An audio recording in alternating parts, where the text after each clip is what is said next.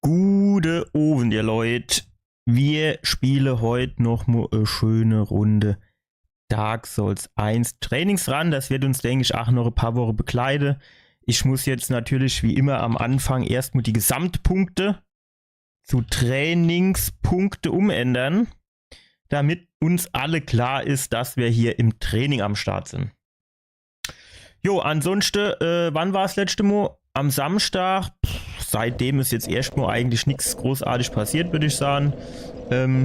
Ich bin heute über die Autobahn gefahren. Einwandfrei, 180 auf der linken Spur. Dreispurig. Vor mir kein einziges Auto. Rechts neben mir kein einziges Auto.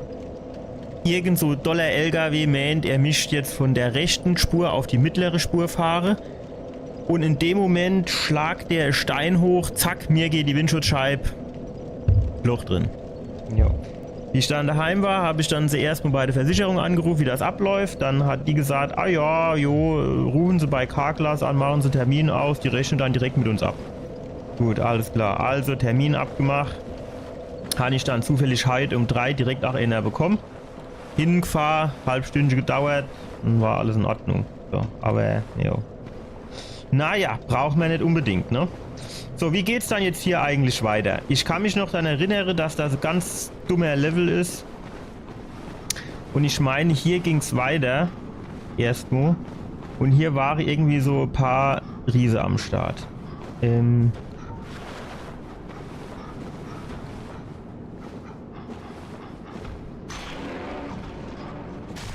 Ja, jetzt machen wir locker jetzt.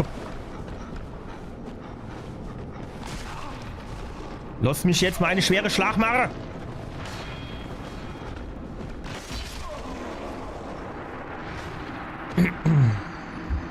Das geht mir jetzt hier schon wieder auf den Sack, dass ich eigentlich nicht vernünftig gegen den kämpfen kann. Wie ist denn das eigentlich? Jetzt die Gegner hier.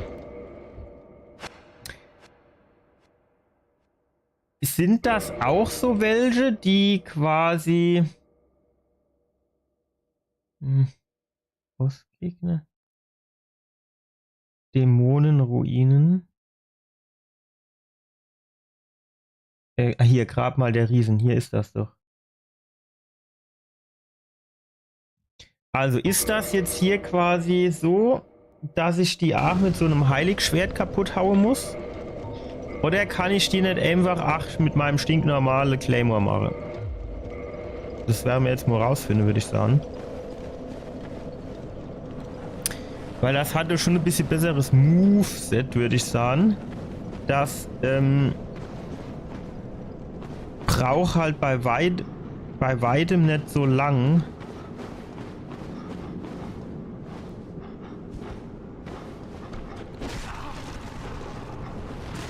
Ach so, ich habe mein Schild nicht am Start. Okay. Das hat ihn jetzt natürlich nicht sonderlich interessiert, dass ich mein Schild am Start hat.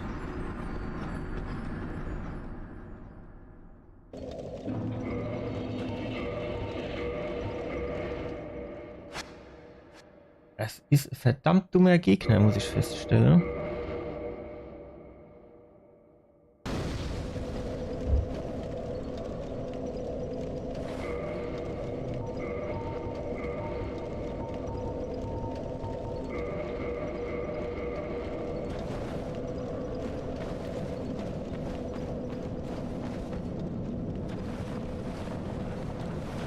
So.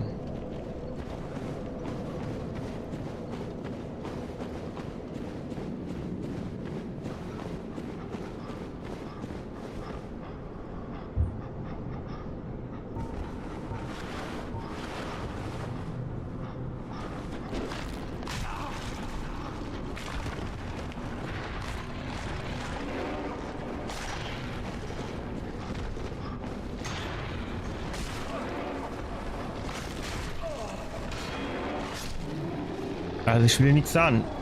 Früher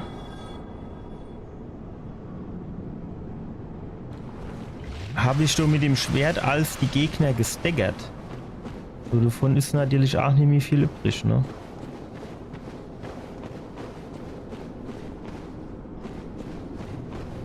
Das hier ist, glaube ich, kein Bossgegner. Das ist so uns gewöhnlich Nebelwand.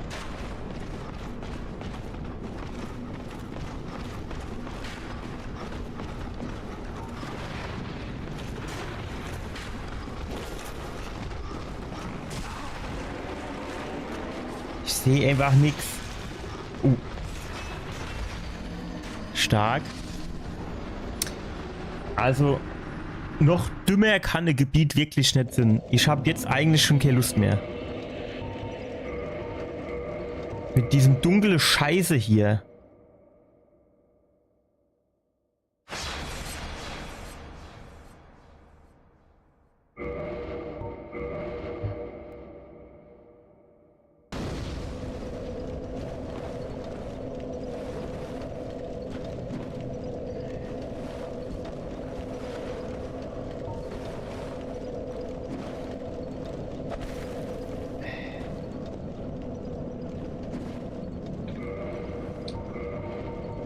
Passiert denn, wenn ich jetzt hier...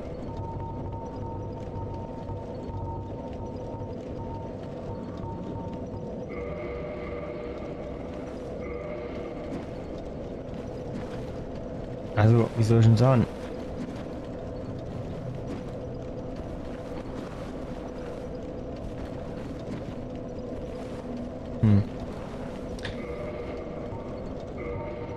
Es ist einfach für nichts zu gebrauchen, außer für Licht zu machen. Und das ist halt extrem scheiße.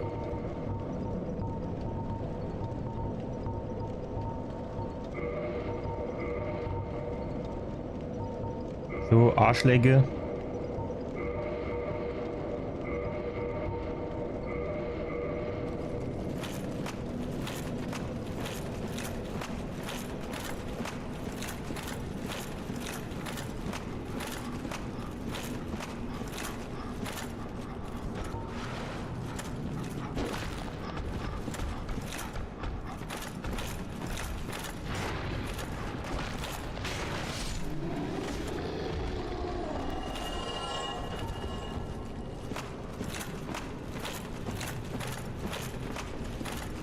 So, ihr Leute, Konzentration Hochhalle.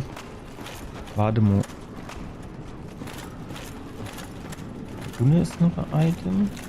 Theoretisch. Kann man sich so irgendwo... Keine Ahnung. So, was ich jetzt gucken wollte, ist, hier ist so diese Nebelwand.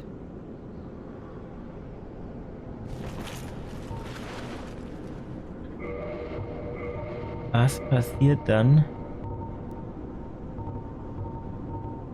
wenn man hier den Bogen nimmt?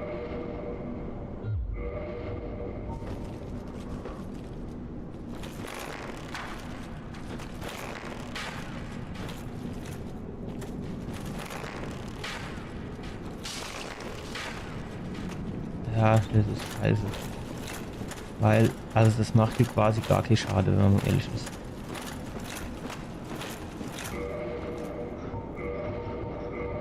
Und daher können wir es auch bleiben lassen, ne?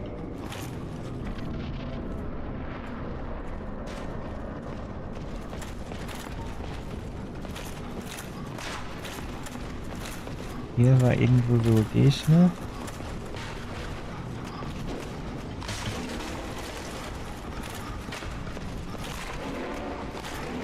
Alter, jetzt sind nur... Ey, jetzt ist hier komplett am Arsch hier. Oh, hopp, ey. Wer hat denn sich jetzt wieder... Ey, das ist doch so behindert.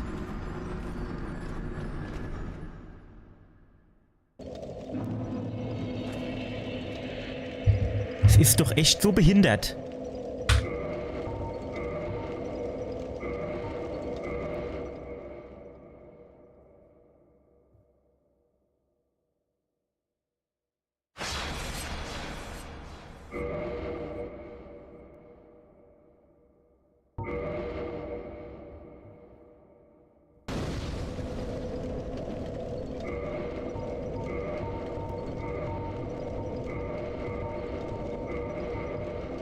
Ich meine, Havels Rüstung ist schon mal nicht verkehrt. Aber Wenn du halt 2 von denen Riesen und noch eine Black Knight hast, da kannst du halt machen, was du willst, da hast du halt einfach verloren.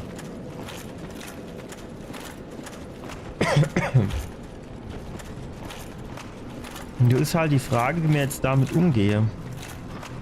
Ach so, stimmt, da war ja was.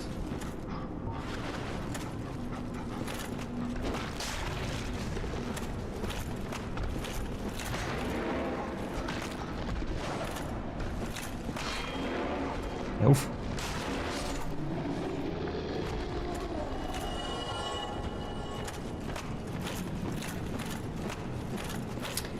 Von unten, also geradeaus kam halt auch noch ein Riese. Vielleicht macht man den zuerst. Dann wäre der schon mal weg.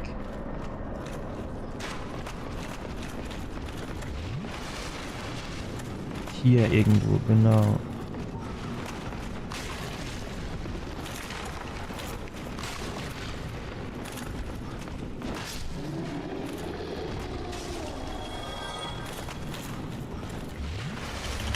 Alter, ich wundere mich hier, warum ich auf einmal so viel Energie abgezogen kriege.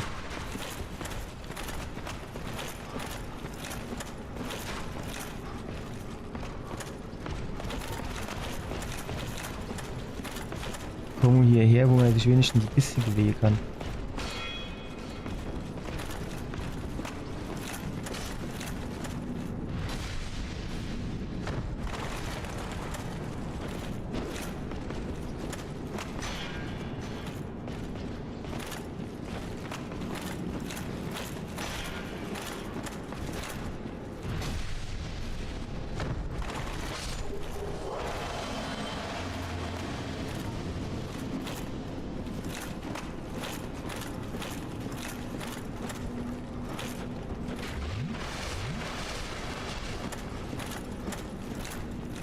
So, jetzt können wir hier das wieder ausrüsten.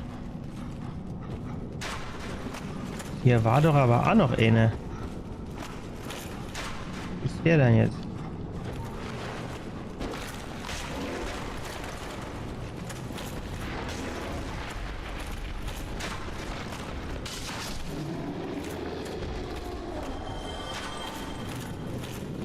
So, jetzt gehen wir zuerst mal hier runter ein bisschen gucken.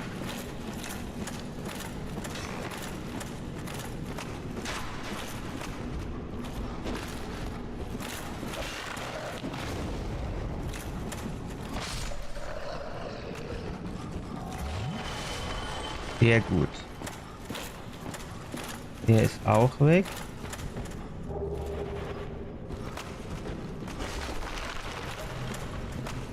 Haben wir jetzt hier irgendwo lang?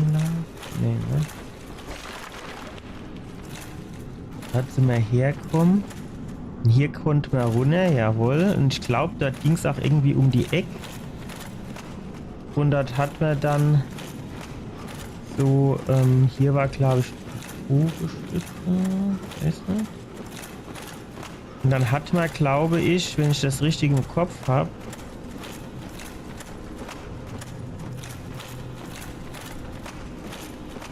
ne, hier geht es quasi einfach um. War hier links oder rechts irgendwo auch noch nur Leuchtfeuer, meine ich.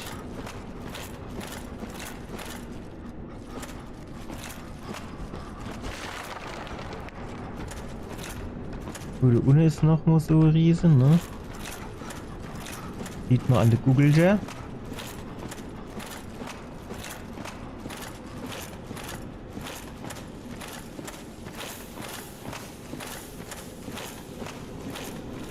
Hier sind wir herkommen, oder was? Nee. Ja, nicht. Erscheinungsschild, ja. Ich bin hier mit den Schilden, die ich habe, bin ich ja eigentlich ganz gut bedient. Hört man mich eigentlich? Ich glaube aber schon, oder? Stimmt. Ja. Hört man. So, dann machen wir mal Licht an. Ach, guck, hier unten. Das könnte Leuchtfeuer sein, ne? Ist aber noch ein bisschen zu gehen.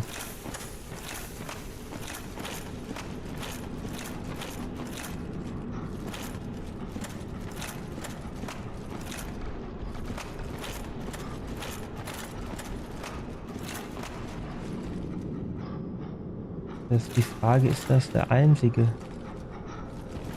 College? Ne, ist es nicht, ne? So sieht es nämlich aus.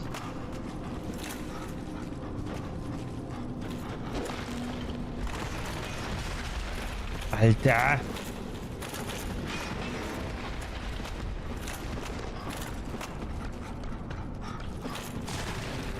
Halt doch nur das Schild hoch. Ah ne, scheiße, ich hab die Lampe.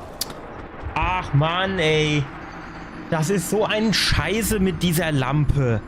Also Lampe. Ey, keine Ahnung, ey. Das ist Elden Ring oder so. Ist das so geil. Die hast du an deinem scheiß Gürtel dran und gut ist.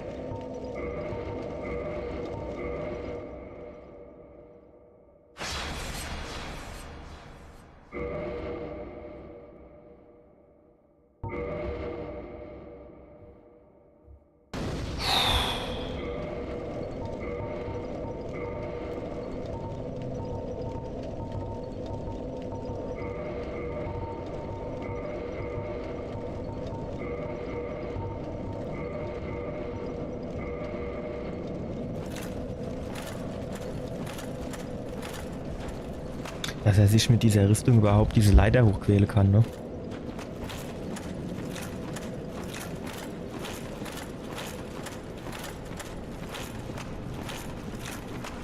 Naja. Ich werde mir auf jeden Fall diese Passage hier noch mal üben.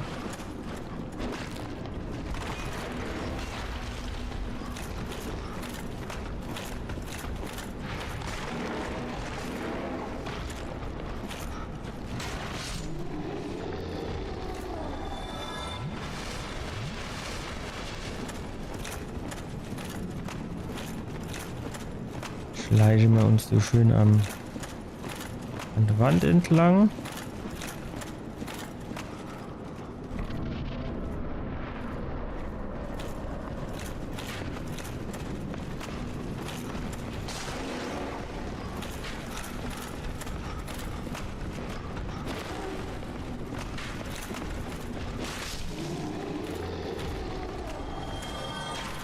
Jetzt rennen wir hier. Wow. Nochmal zurück. Kommt hier jetzt der Kollege hinter mir her?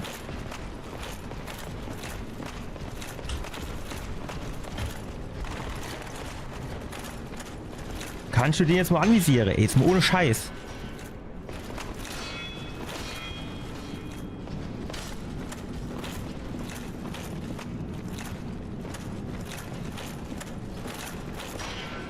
Ah jo, du 180 Grad Dreher.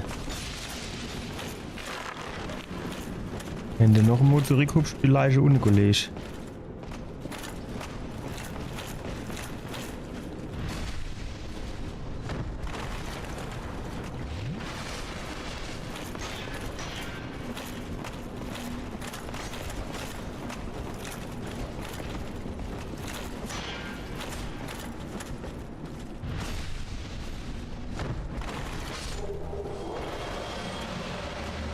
So, jetzt wäre halt Licht schon ganz geil, weil ich habe keinen Plan mehr, wo ich stehe.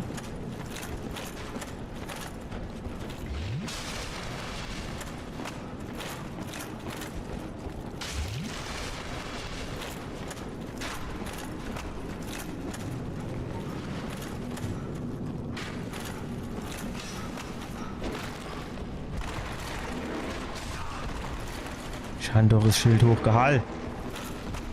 Jo, tschüss.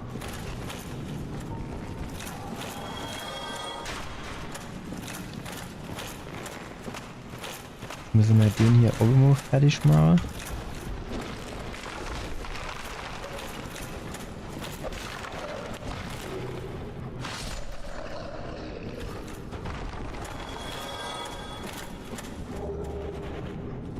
So. Und hier war irgendwie da hinten noch so Schild, ne? Wie war mir das noch gleich hinkommen? So nett. Wer war denn jetzt? Muss irgendwie so bei der Uni sind. Wahrscheinlich hier hinten war das, ne? Ja. Das sieht ganz gut aus.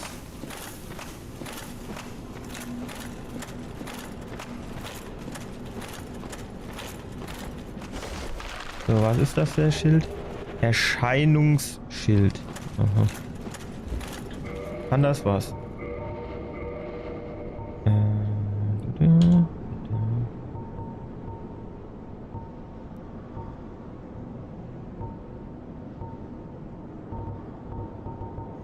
Erscheinungsschild. Hast du das, ne? Fürchterliches, okkultes Schild, Abwehr gegen göttliche Waffen und Blitze in einem vom Unglück verfolgten Plan, die wahrhaftigen Götter zu vernichten, riskierten die Anhänger des Okkultismus einst alles, um die Macht des Grabesfürsten Nithos, dem ersten Untoten, zu stehlen. Gut, für Blitz und Magieabwehr ist das natürlich nicht verkehrt. Wobei du dieses hier wahrscheinlich, ja, Blitz 50.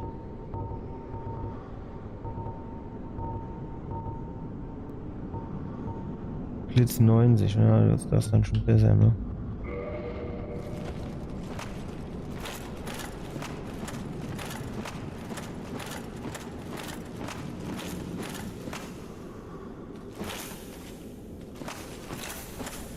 Zum Runterspringen erscheint es mir halt doch ein Tick zu hoch, wenn ich ehrlich bin.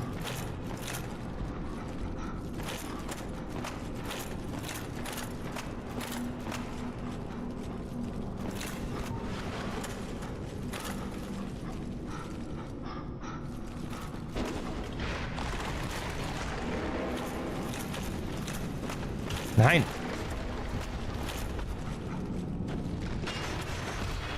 Ich sehe nichts.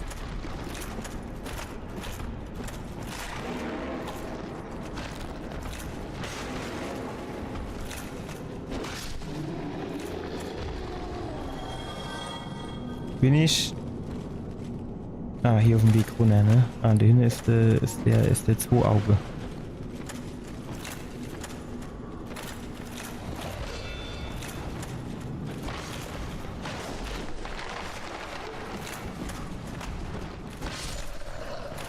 Ja. Jetzt wäre es ganz geil, wenn man nur Licht hätte. Dass wir uns hier nur ganz locker und leicht und flockig orientieren können. Hier nein.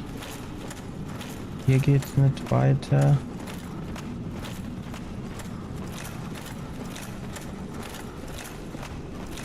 Okay, hier könnte es zum Leuchtfeuer gehen. Dann, keine Ahnung, pflanzen wir uns hier trotzdem hin.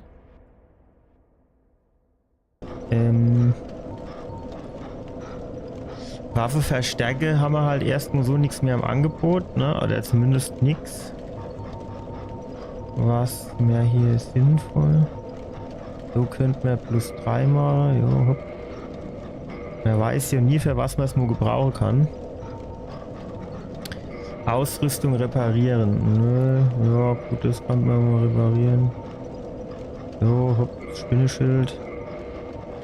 Alles andere sieht ja eigentlich noch ganz okay aus. Hier rüstungstechnisch, oh ja, gut, da können wir mal ein paar Kröte investieren. Eine schöne geschniegelte und gestriegelte, glänzende Rüstung haben.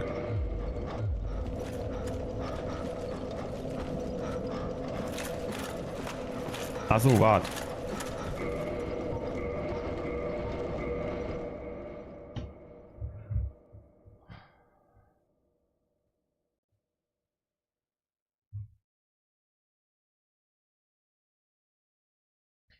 Also geradeaus nach der Nebelwand war Riese.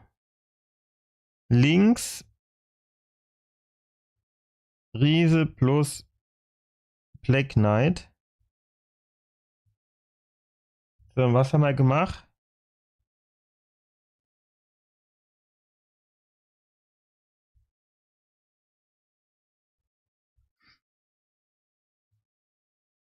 Sind wir zurück durch die Nebelwand.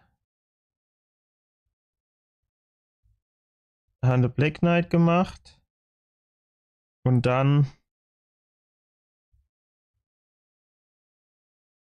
runterarbeiten zu Leuchtfeuer 2. So, jetzt importieren, umbenennen.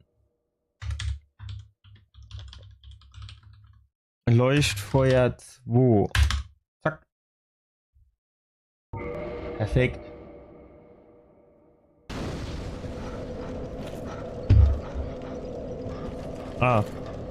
Und dann hier Havel und Claymore.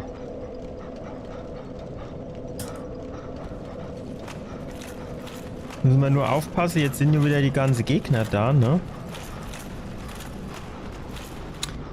Bräuchte uns wahrscheinlich gar nicht zu tankieren, wenn wir jetzt einfach hier runter gehen.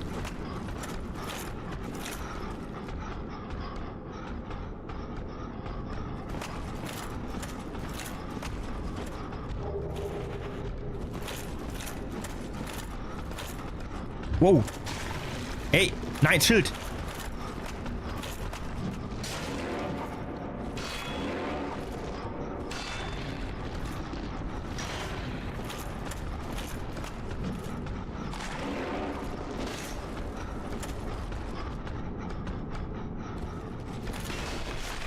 Was ist das dann für ein Angriff gewesen?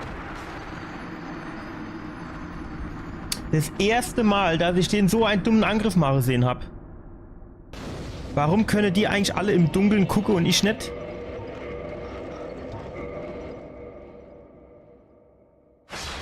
Der ist doch jetzt hier... Keine Ahnung, von woher angerannt kommen.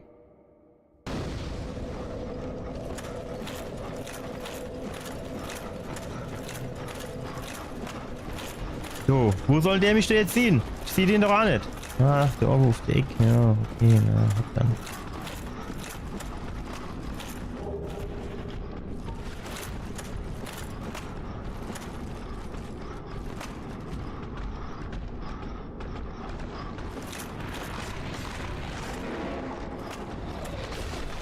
Aha, stark.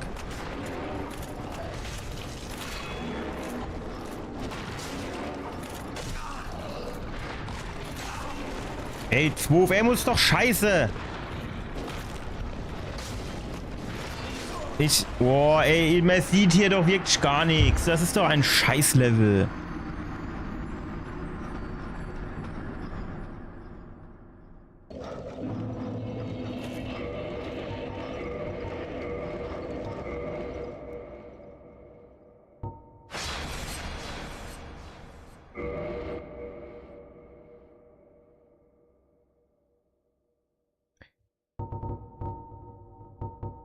Fortfahren.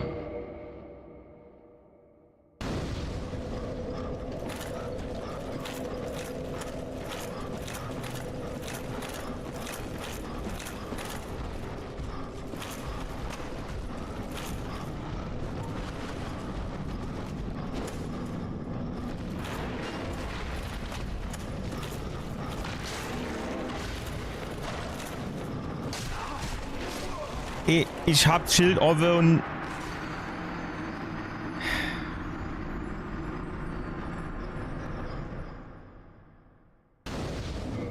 Da hat man schon die Havelrüstung an, hat Schild oben und trotzdem macht er mit jedem Schlag quasi ein Viertel von meiner Energieleist weg.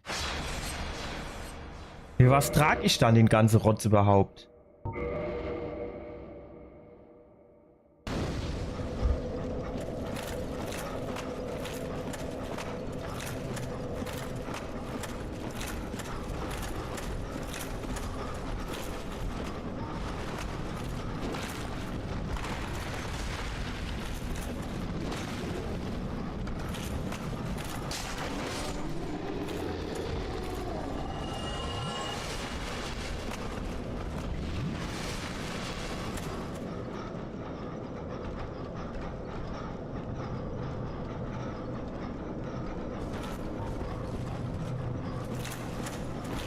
Ja, ne, scheint jetzt nicht zu kommen.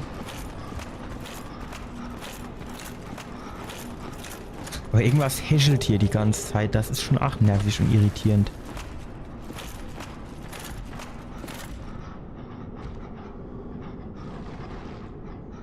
Kurz hier warten, dass der andere noch hier runterkommt und mir dann irgendwie ins Kreuz fällt.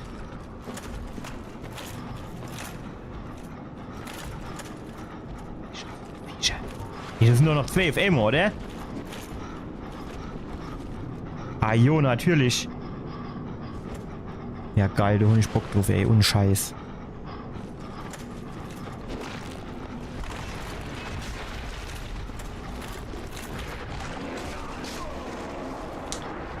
Ey, das braucht auch immer so lang, bis er seinen Angriff macht. Wo sind wir dann hier eigentlich daheim? Lundo. Katakombe, Riesedings, Black Knight. Das haben wir gemacht. 3 Punkte, die haben wir ja schon mal, die lassen wir uns ja nie nehmen.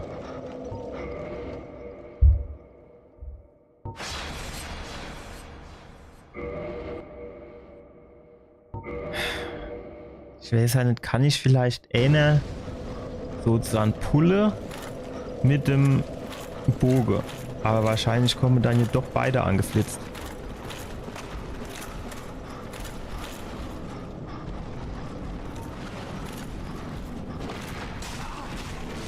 Was ist das dann für ein Angriff? Ich meine, was will ich denn bei so einem Angriff machen? Wenn ich eine haue, das interessiert mich nicht. Blocke kann ich die 3 hintereinander nicht.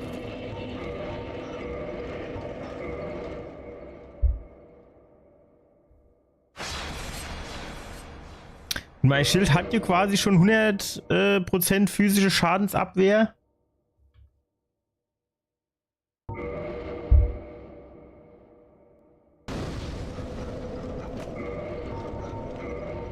Weil wenn ich das andere Schild nehme, Dodas, ne, das kann ich ja nicht tragen.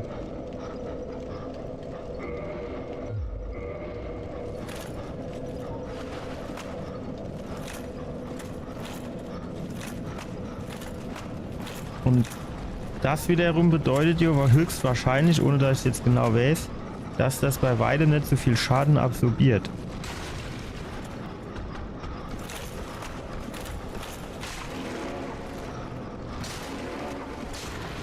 Ja, das ist scheiße. Das Schild bringt uns nichts. Das können wir nicht vernünftig tragen.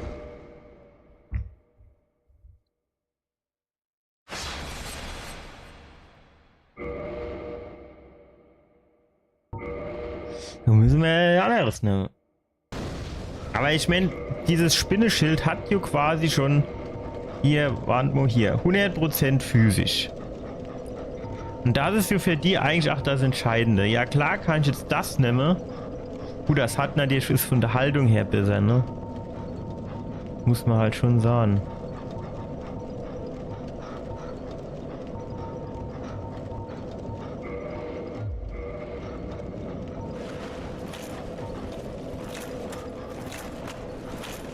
Aber ich bezweifle, dass uns das jetzt so viel weiterhilft.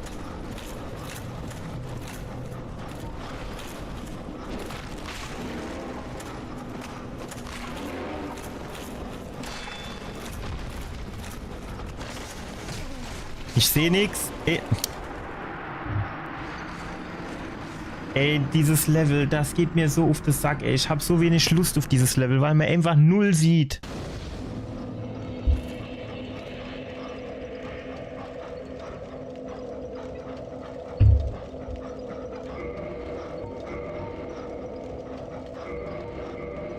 Wollen sie wieder die ganze hässliche Textur verstecken in dem Level? Na, wahrscheinlich irgendwie das Geldausgang oder sowas. Hat ein Praktikant dran gehockt oder was weiß ich. Dann haben sie gedacht, ah, geil, pass auf, dann machen wir das einfach dunkel.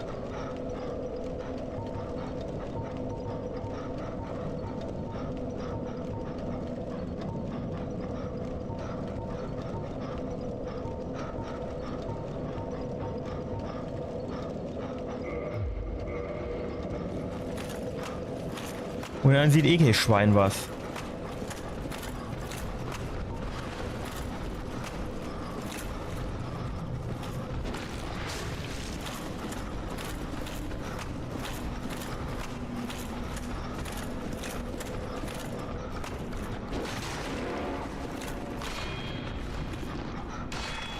Nein, ich hab Schild oben.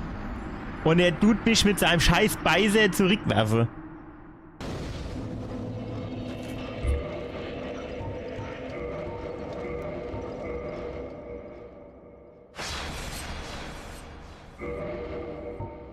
So wäre halt jetzt tatsächlich sowas geil, ne? So Speer, wo man das Schild oben lassen kann und gleichzeitig zupiekse. Das ist doch, glaube ich, schon geil dann. Es gibt Bock, mir das Schild zu wechseln, das hilft eh nicht viel. Das bisschen Haltung kann ich mir auch verzichten.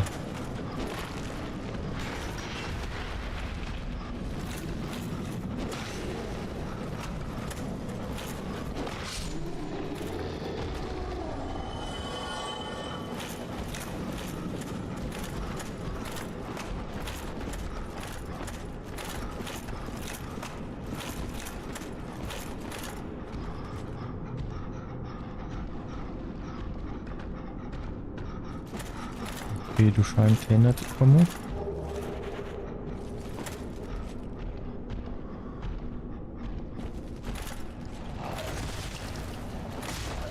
Ja, Scheiße, ich hab das Schild wieder nicht ausgerüstet.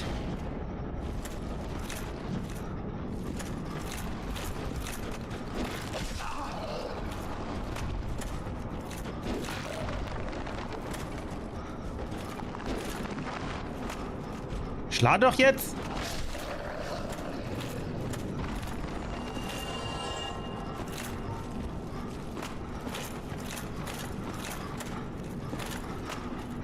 Ja. Halt jetzt echt die Sache. Was machst du jetzt so, ne?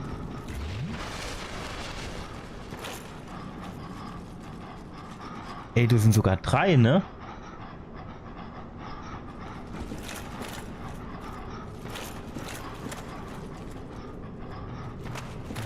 Ja, die Scheiße.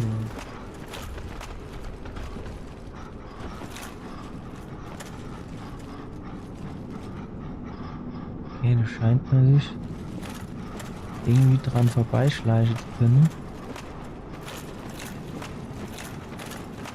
So wie es aussieht.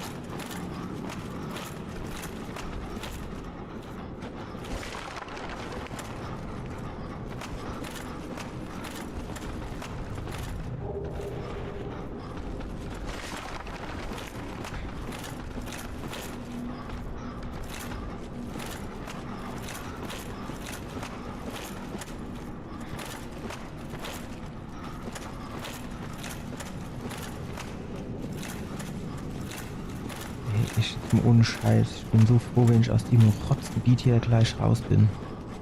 Ich glaube, es die Lader noch runter und dann ist mir, glaube ich, auch bald so raus.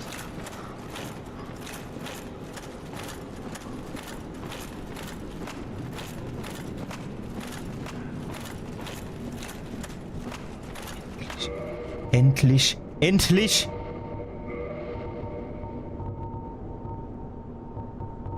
Bogen.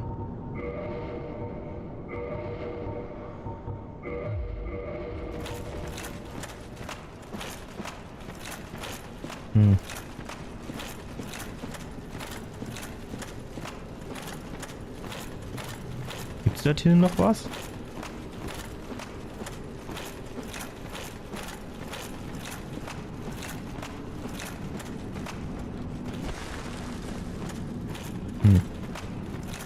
Ist jetzt schon ein bisschen enttäuschend gewesen, wenn ich ehrlich bin. Also weil, wenn man durch einen Weg hinter macht, ne? So. Goldene Nebelwand, das könnte Bossgegner sein. Schauen wir mal. Importieren, umbenennen, 03. Goldene Nebelwand, Boss. Ja, bestimmt irgendwie, ne?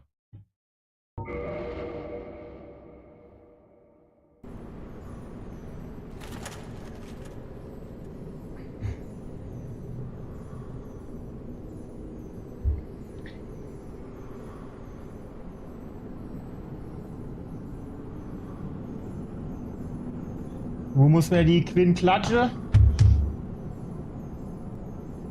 Black Knight.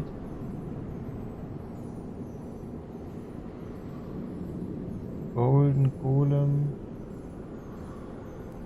Dark Sun Gwendolyn. Anor Londo. Aber wo war die dann dort? Mir war doch da war doch nichts. Nirgends.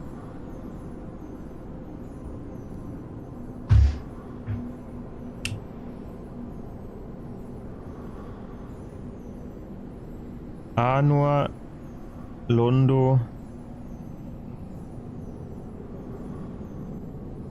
Quinn. Ich mache Rotstift, das machen wir mal rot, dass man die vorher machen müsse.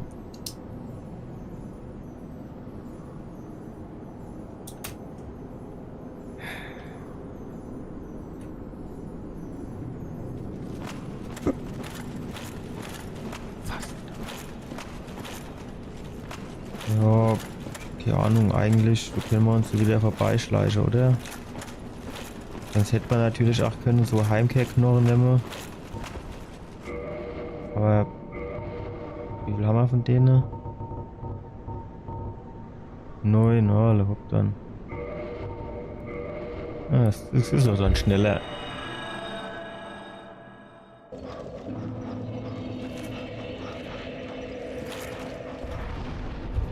Reit. Teleportieren.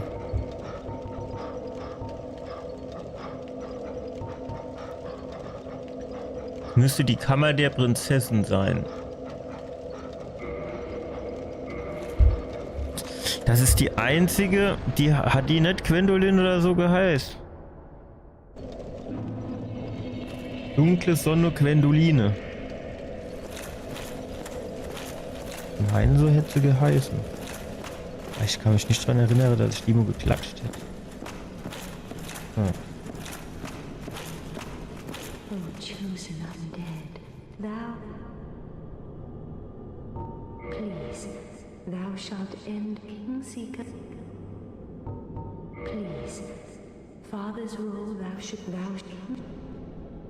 Nee. Können wir auch nicht angreifen. Hä, aber wo soll die dann sein? Wir haben doch da... Wir sind doch da überall durch, oder?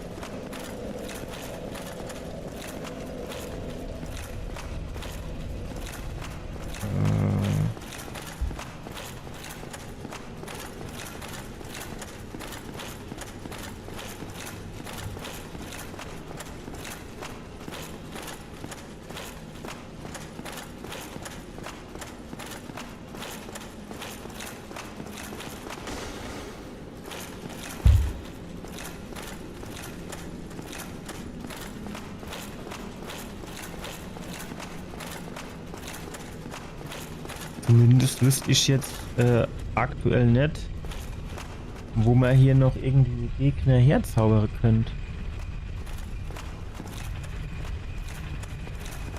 Kann man hier noch irgendwie? Nee, ne?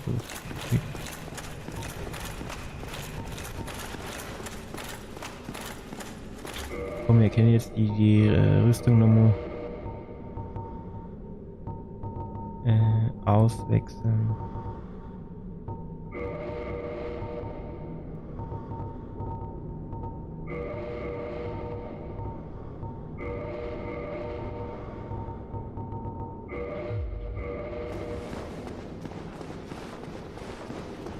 Hier ist nichts, ne? Hier ohne sind dann die Gegner hier.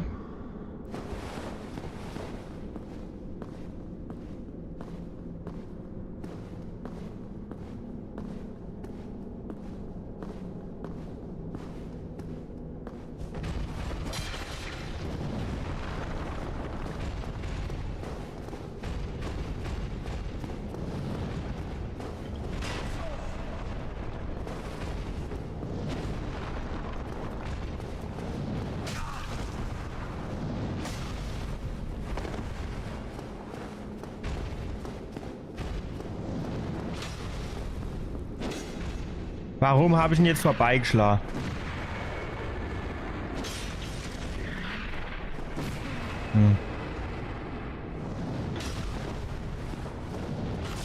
Alter, was Reichweite. Geh fort. Kommt der jetzt hier rein oder was?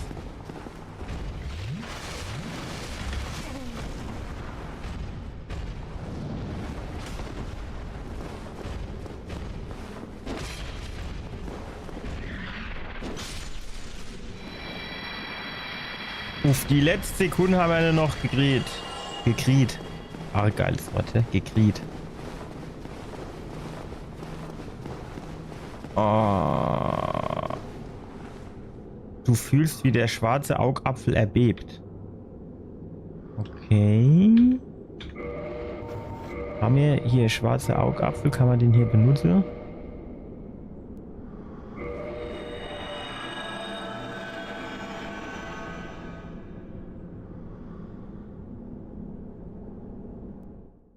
Keine Ahnung.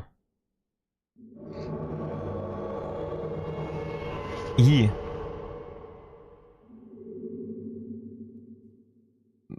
Muss ich jetzt alle 3 kämpfen oder was?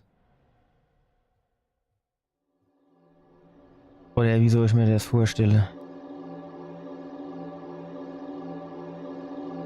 Ah jo, Tatsache, ne?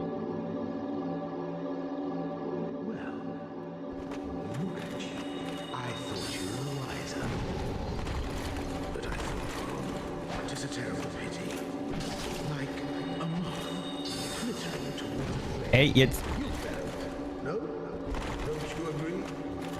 Warum kann ich nichts trinken? Warum kann ich denn hier nichts trinken?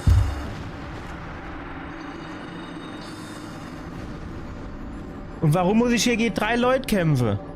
Aber den Lothric muss ich halt kaputt schwade, damit ich, hier, das Leuchtfeuer am Feuerbandschrein wieder, zum Leben erwecken kann.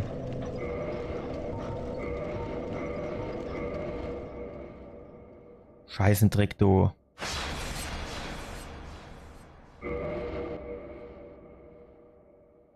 Ja gut, aber wenn wir das machen, dann müsste mal dann schon nicht voller Energie. Warum kann ich denn das keine Flasche nehmen? Was spricht denn du jetzt bitte dagegen?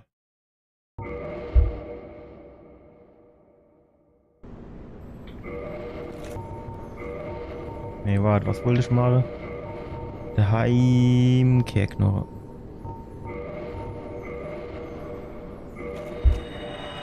Was ist das dann eigentlich für Lappe, ey, dass der nicht immer allein gegen mich kämpfen kann? Ach, ist doch wohl. Kammer der Prinzessin Abfahrt. Ja, aber die Quinn oder Gwendolin oder wie sie heißt. Ja.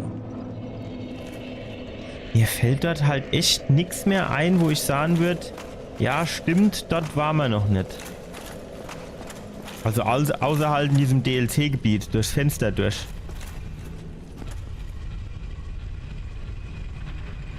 Ja, das kann es ja nicht Sinn.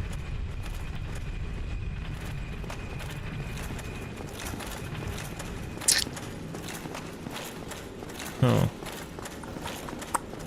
Weiß nicht. Tja. Wechseln wir jetzt nochmal die Rüstung, weil die ist halt schon sehr schwerfällig.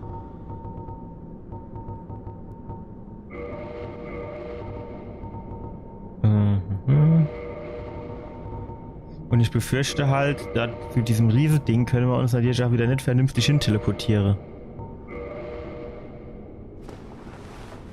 Ey, du kriegst jetzt schon wieder das Kotzen, ne? Wenn ich mir jetzt vorstelle, ich darf dann allen Ernstes diese ganze Rutsch durch die Dunkelheit noch mal neu runtergehen. Ey, du kriegst ja an mich, jetzt mal ohne Scheiß.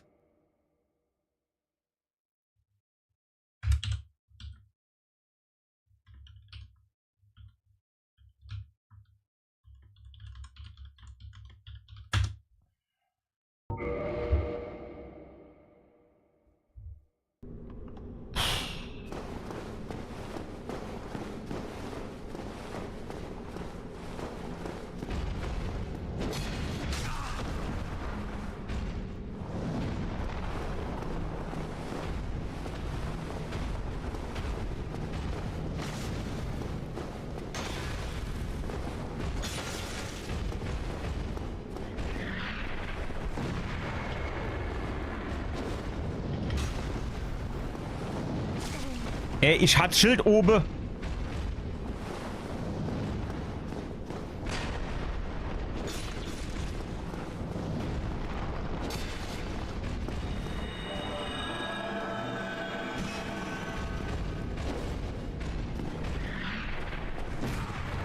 Ich habe auf Rolle gedrückt.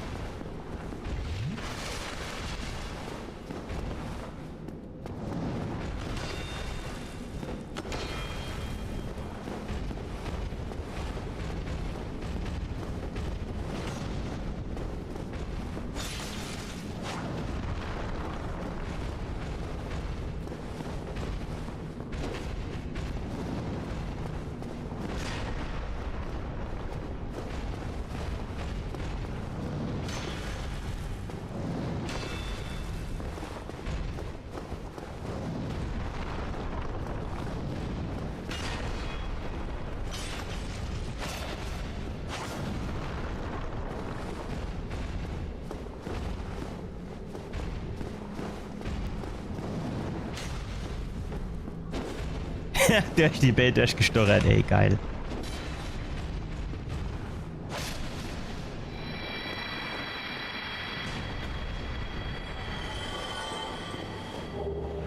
Rauer Brocken. So, erzählt jetzt noch mal das komische Au oder was?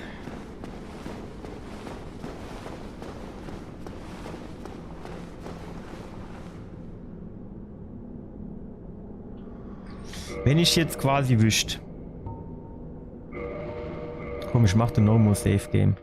Wenn ich jetzt quasi wüsste, dass man vielleicht irgendwie zuerst hier in der Welt jemanden kaputt machen könnte und dann hätte ich in der anderen Welt nur noch den Lot-Trick.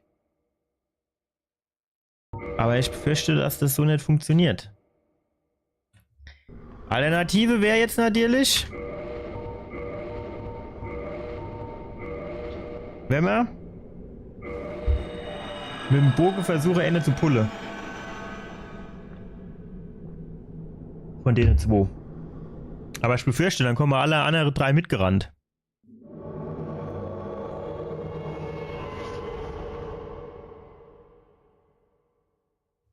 Ach, jetzt kann ich über saufen.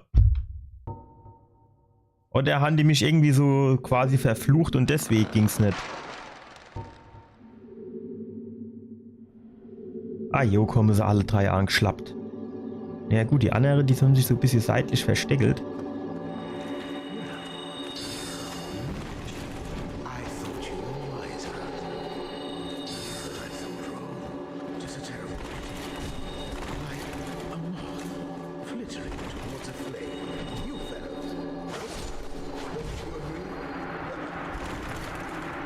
Wow. Der eine ist tot oder was? Geil.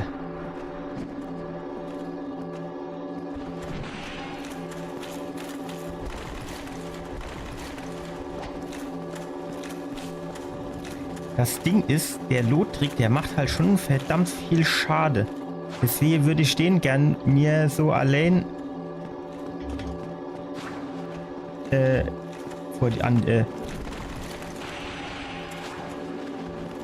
vornehme.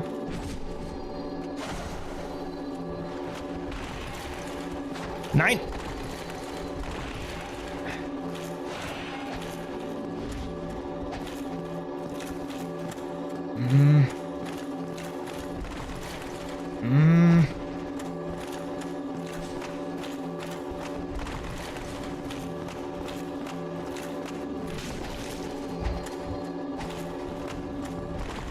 Ich würde gern zuerst den eine.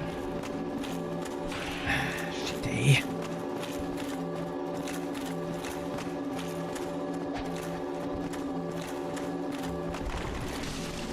Müssen die jetzt immer im Doppelpack da rumlaufen? Welche ich haue mit meinem Claymore der Stufe 10. Ist ein Großschwert. Schwerer Angriff. Mitte in die Brust von dem. Und der läuft einfach weiter. Und wenn der mich mit seinem kleinen Sichelchen auch nur schief anguckt, komme ich ins Straucheln. Das kann es dir wohl nicht sein.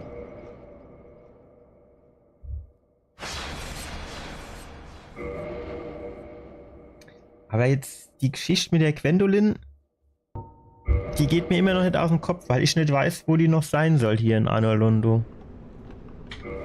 Weil aus meiner Sicht haben wir hier ziemlich alles abgehakt.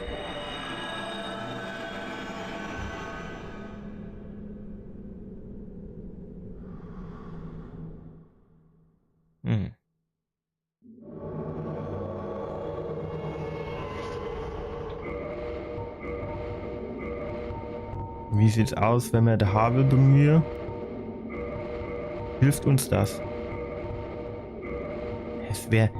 Normalerweise, ich stelle mir das jetzt so vor, dass ich da einfach wie so Panzer da rumlaufe und die einfach, egal ob wie die auf mich drauf haue, keine Chance haben.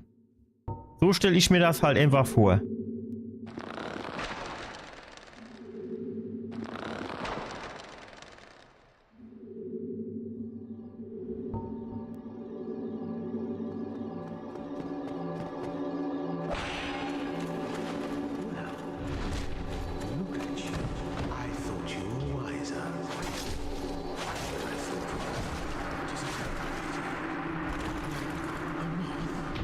Stark von ihm. Das war stark von ihm. Das war stark von ihm.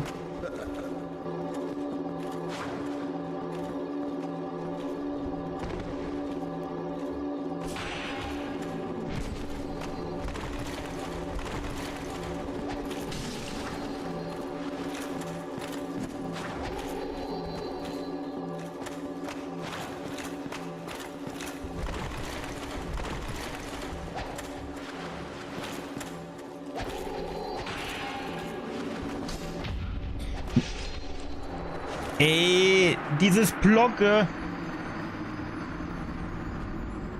Wäre das vielleicht eine Taktik bei denen? Müsste ich ein anderes Schild nehmen?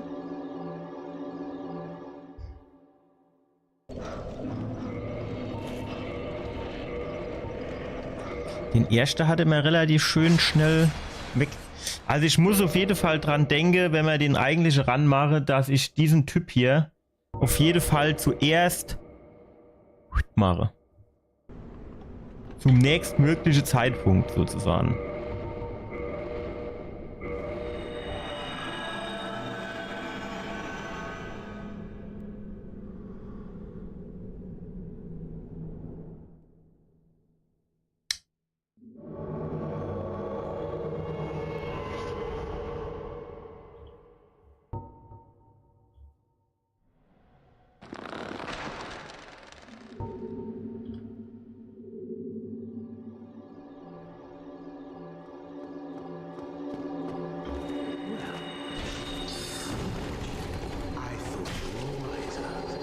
Ach so, mir hatte Ewe die Rüstung gewechselt, ne? Shit, habe ich vergessen.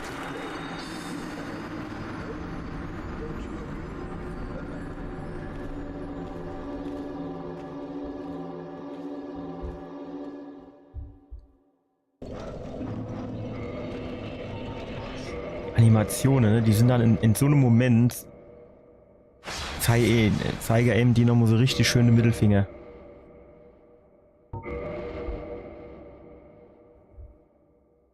Und beziehungsweise Ladebildschirm.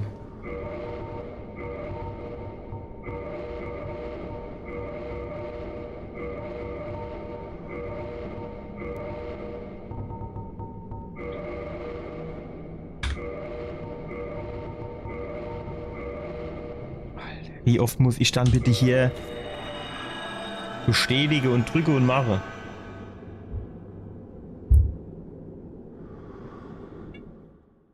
Willst du das benutzen? Willst du das wirklich benutzen? Ich benutze das jetzt.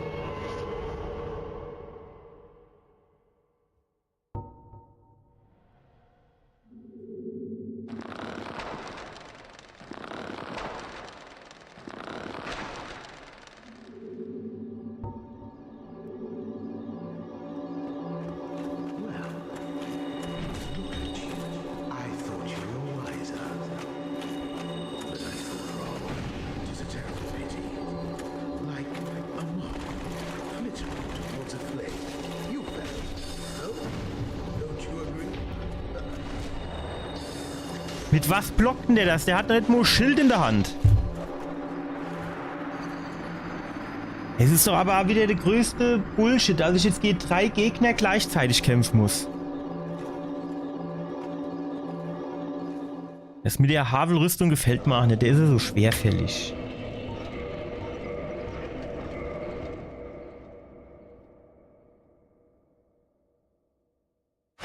Hebe, das war so geil. In einige Backsteps, dann noch oder 2 Schläge, was war er?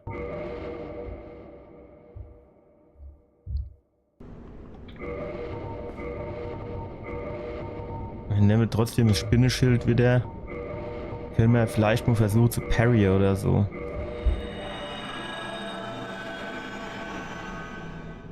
Bei diese Gwendolin, Dark Sun Gwendolin oder Gindolin. Habe ich echt jetzt keine Ahnung, wer oder was und wo das sein soll.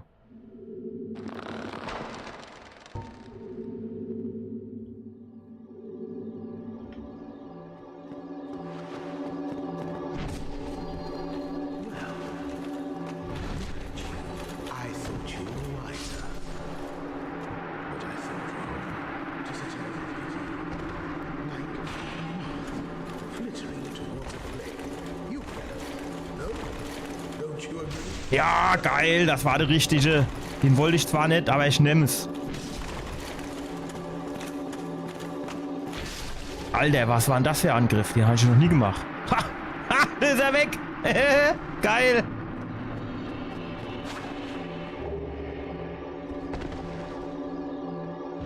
Boom! Und jetzt ist der ja auch kein Problem mehr. Ha! Den haben wir auch noch erwischt.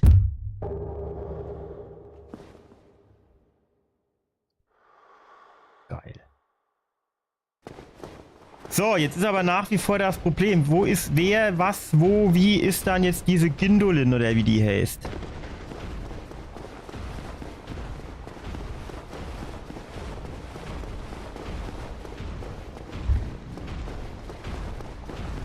Hier durch das... Ah, jo, klar, trifft er mich.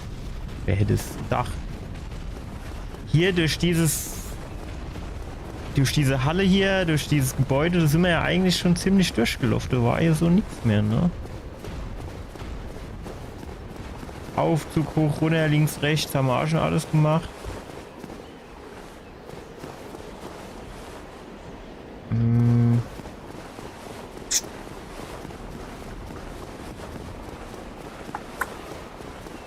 Wo könnte die denn noch sein? Hier sind wir hochgegangen in diese Kirche oder was das ist, der Kathedrale.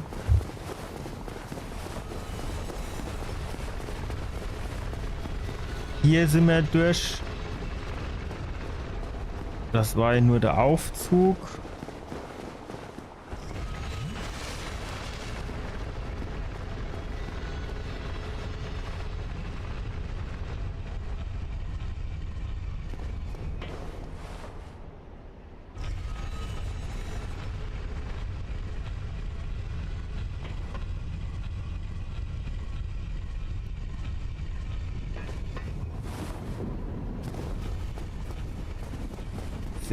Du rechts sind wir, glaube ich, noch nicht hochgegangen, ne? Das könnte hier rechts hoch sein. Ah, dann würde ich sagen... Komm, wir schwätzen wir noch kurz mit dem, ob der was zu bieten hat. Oder die. Ich weiß jetzt nicht so genau.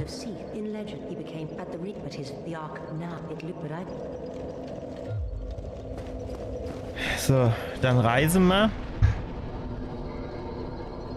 Im Feuerbandschrein und aktiviere das Leuchtfeuer dort nur noch mal.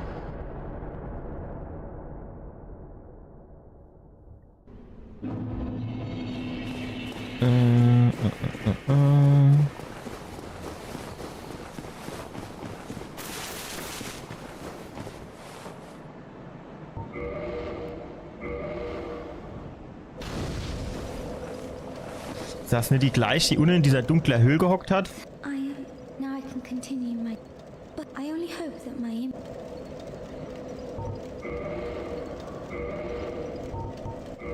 Forgive me.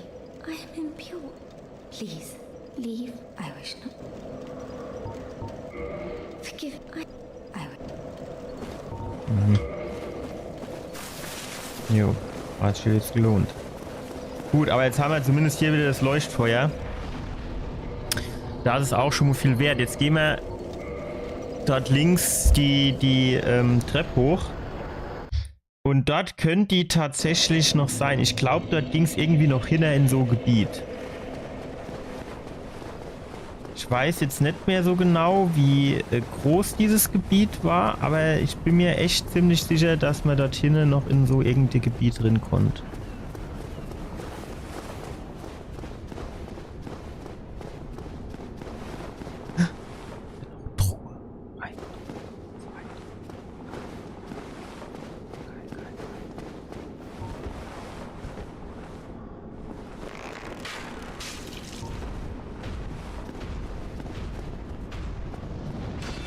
Aua.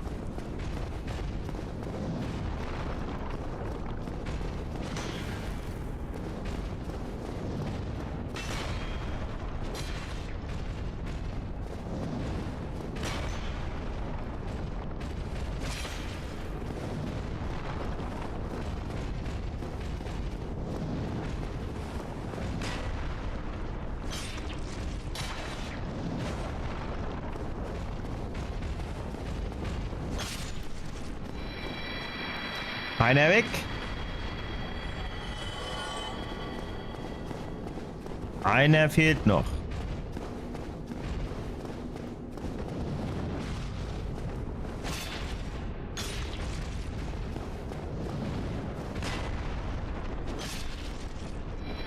Stark.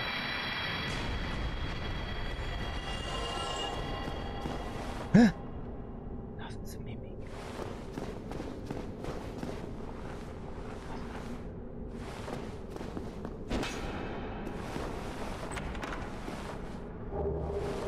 Kumpelt die da nicht. Geil, brauchen wir nicht. Aber wir haben's. So nämlich.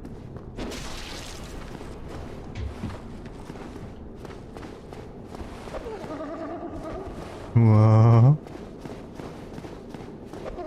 Ball.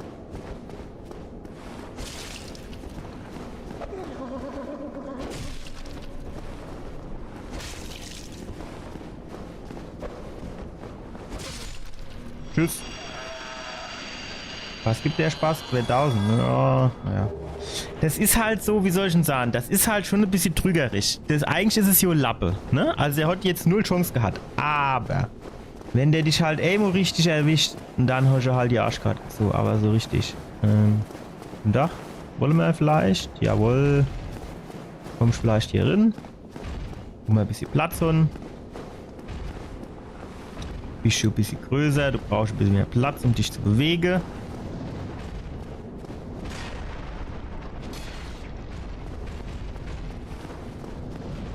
Ja. Tschüss, ne?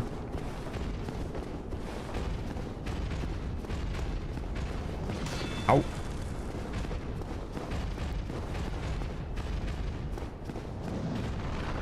Nee, nicht an die Wand, nicht an die Wand.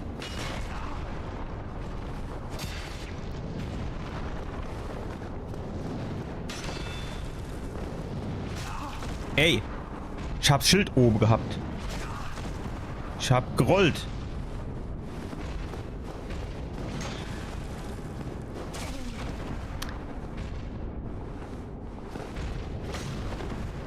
Das Loch.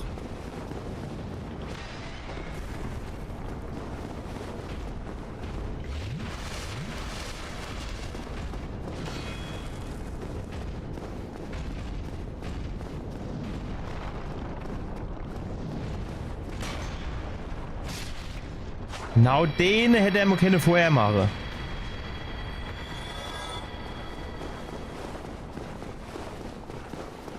So, das kann nur hier oben sein. Und ich meine, hier wäre auch noch irgendwas gewesen. So Warzeschweine im Tunnel und dann irgendwie noch so ein kleines Gebiet oder so irgendwas. Ja. Nix. So, da ist es doch, die Gwendoline, oder? Die Gündolin. Dann mehr Gwendolin, aber eigentlich ist das Y vor dem W. Ganz am Anfang. Das ist ja auch goldene Dings, ne? Goldene Nebelwand. So, jetzt müssten wir da aber noch mal kurz rumsortieren. Und zwar Anor Londo. So, vor Boss. Dann mischt man jetzt hier mal. Was war das? 08. Dann haben wir hier 09.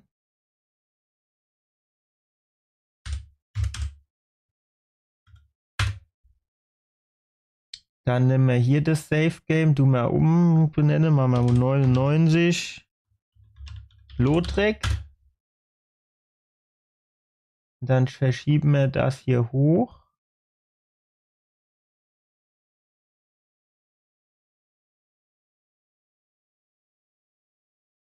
So, dann importieren wir hier. Und das nennen wir jetzt 10. Bei mir heißt die Gwendolyn. Kann sie machen, was sie will.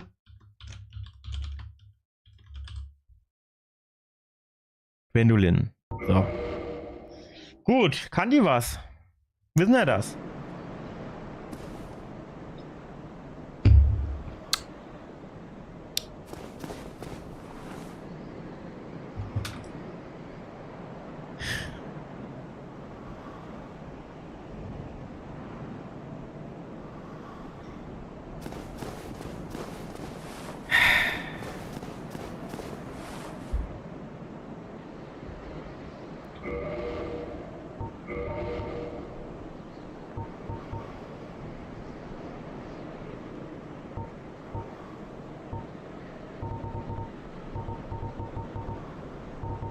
Wir haben auch nichts, wo man jetzt sagen könnte, ach, du brauchst mal ein Item dafür, ne?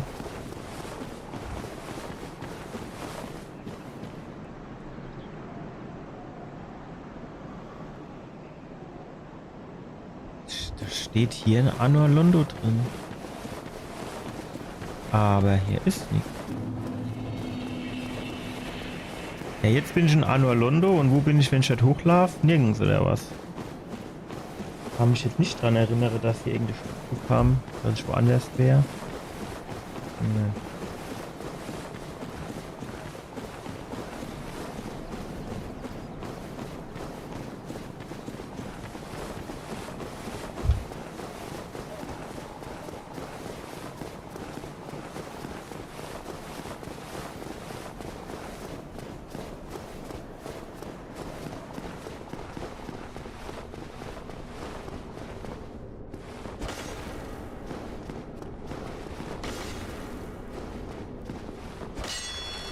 Das sind immer dann so die Verzweiflungstate, ne?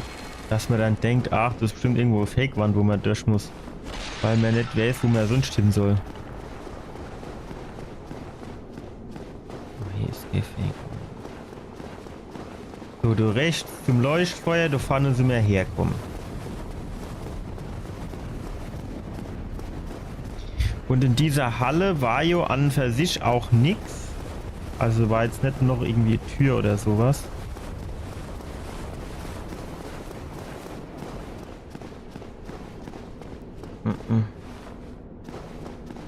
So, dort sind wir herkommen.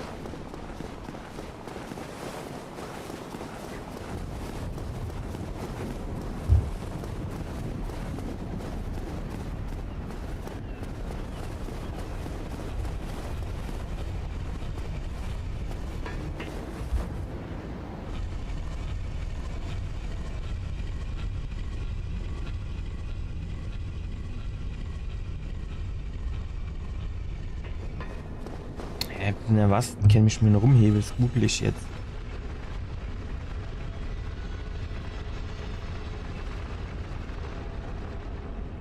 Und zwar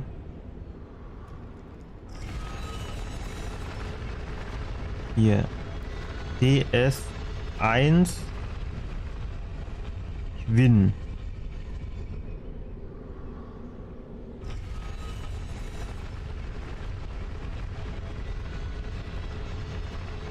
Nee.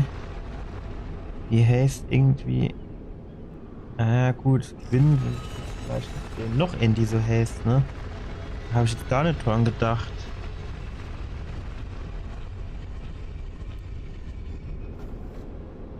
Ofen der ersten Flamme.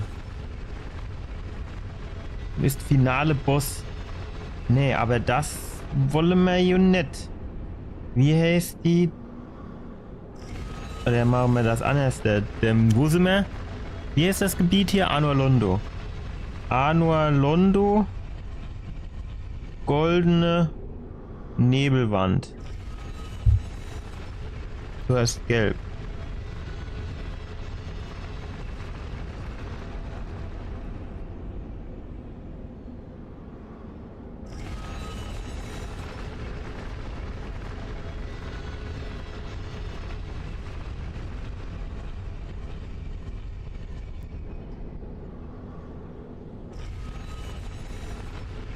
Das Lordgefäß zu entweder Schlange Karte oder fremd gebracht und so Altar platziert hast. Wer der fremd ist, weiß ich nicht.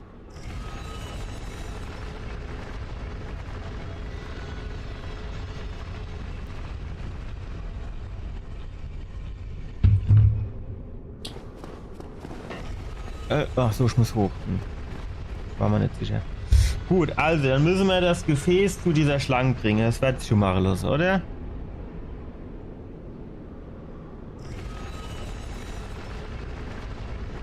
Das muss ich mir irgendwie aufschreiben.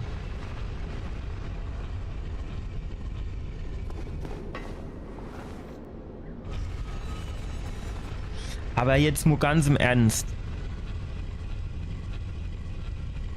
Woher soll man sowas wissen? Woher soll man sowas wissen?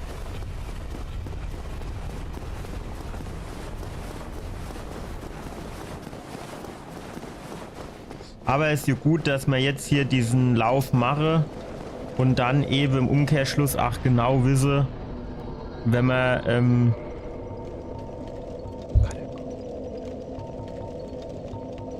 ja, dort unten gibt's auch kein Leuchtfeuer, ne? Shit. Dass man dann genau wisse, okay, das müssen wir vorher machen, dass wir da drunter kommen, dass man da durch dieses Nebeltor durchkommen und so weiter und so fort, aber es ist echt zum Mäusemelken. So, wo ist dann der Mampfkollege? Lauf nicht so viel. Sonst hau ich dich. Ach, guck mal, du ist jetzt das Wasser weg. Soll ich den nur hauen?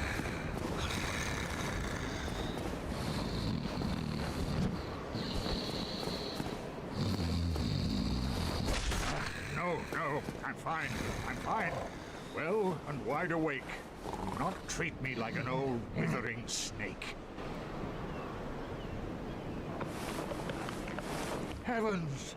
You have done it! After 1,000 years! Forgive me. Now, let us take that. I assume that... Das ist ja eigentlich eklig wie Sau, ne? Ekelhaft ist es.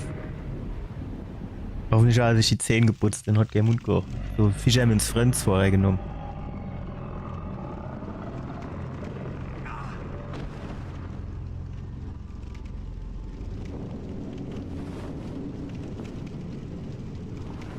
This is the Firelink Chamber.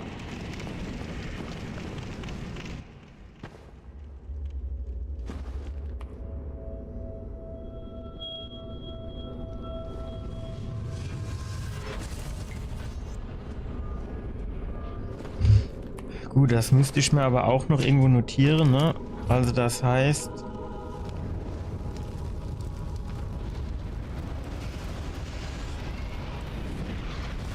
Nach Ornstein und Smaug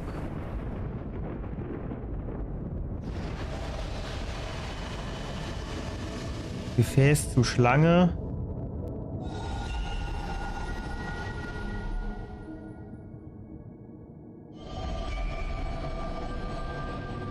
Für die goldenen Nebelwände.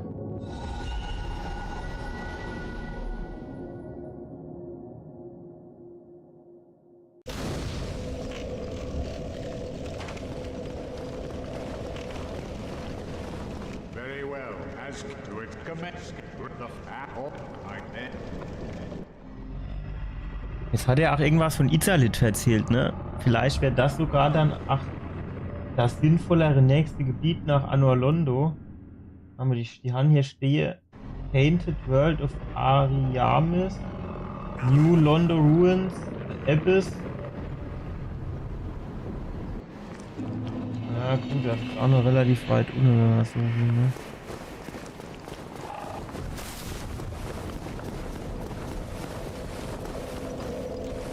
Man könnte übrigens auch mal so ein bisschen reinvestieren. So ein paar von den Dinger hier poppe. Was ist denn da? 3, ich glaube 2000 gäbe die. 3000, okay. So, das müsste jetzt normal für ein Level reichen. Ah, in die Kondivicke, oder? Ja, die Belastung, die Ausdauer ein bisschen besser. Verkehrt ist nicht. Hier unten so ein bisschen Resistenz. Mehr Schaden machen wir natürlich nicht dadurch.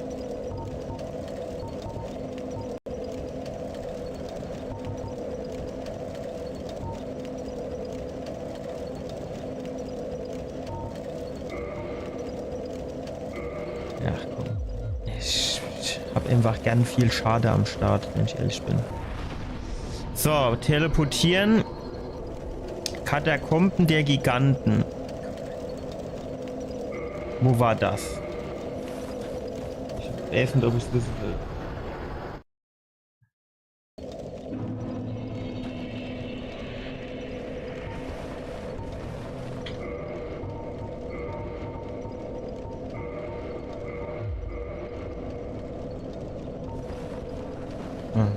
Das ist an der Leder, ne?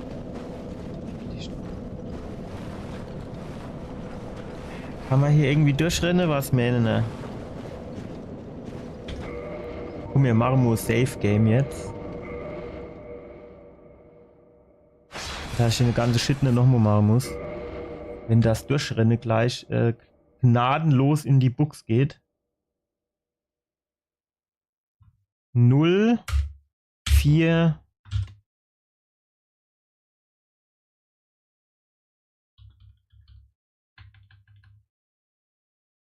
Keine Ahnung, wie nennen wir das?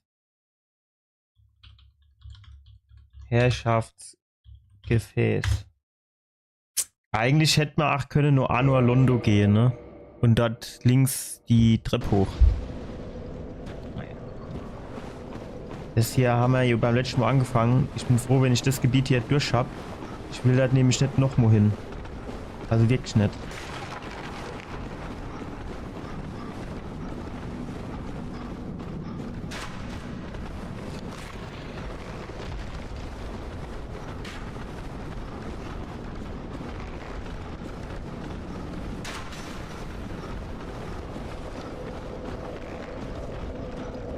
So, Gegner resette.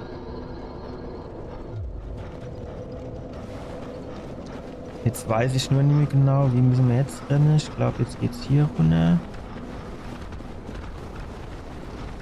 Dann waren hier 3 Gegner, da geht's rechts.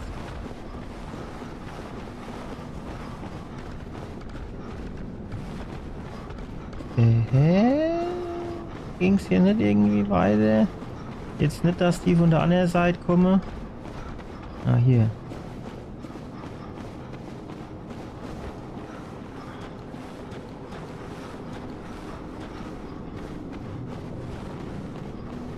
So, jetzt ist nämlich hier vorne die Nebelwand weg. Und ging es dann nicht in dieses komische Giftgebiet oder wo die ganzen Gegner irgendwie am Rand irgendwie so aus der Wand rauskommen oder so irgendwie, so komische Schlange oder was das war?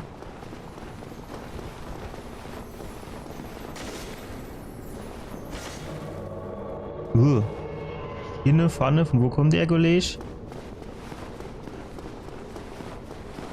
Von hier nicht? Ah, von da unten. Der hat aber besser hier Hammer. Uff.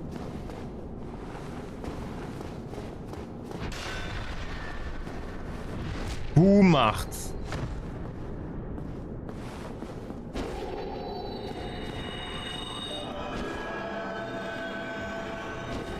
Was ist das dann?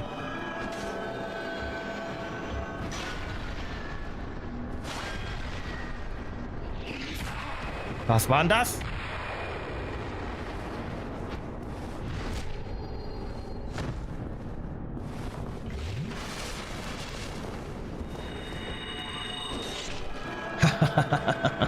Ich war schneller.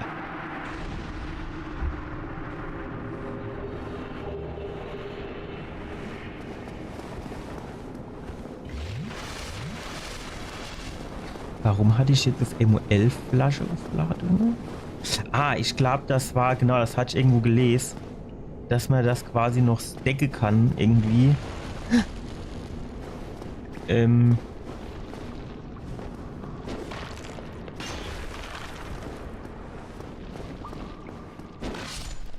dass man das irgendwie noch stacken kann, wenn du irgendwelche Phantome in den Nesen oder so irgendwas war, du, ja.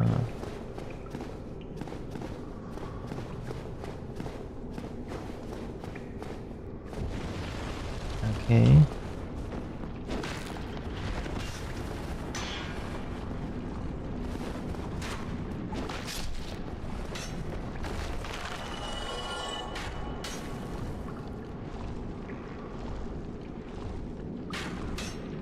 Das Ding. Warten.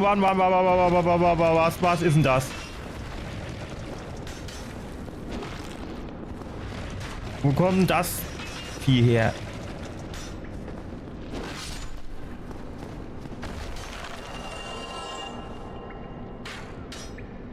So, und der Anna, kommt der jetzt näher oder nicht?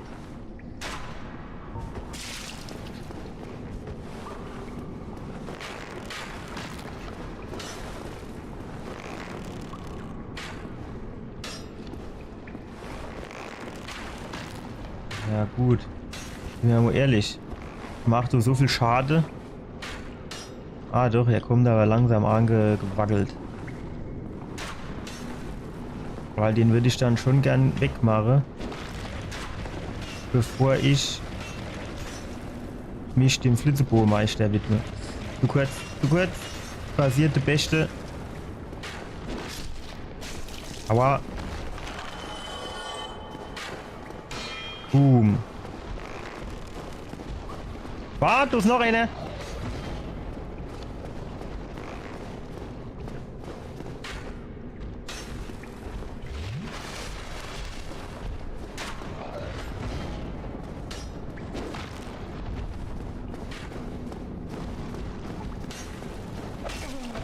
Ah, ey, ich hatte so viel Schiss, dass ich hier den Abgrund runterfalle.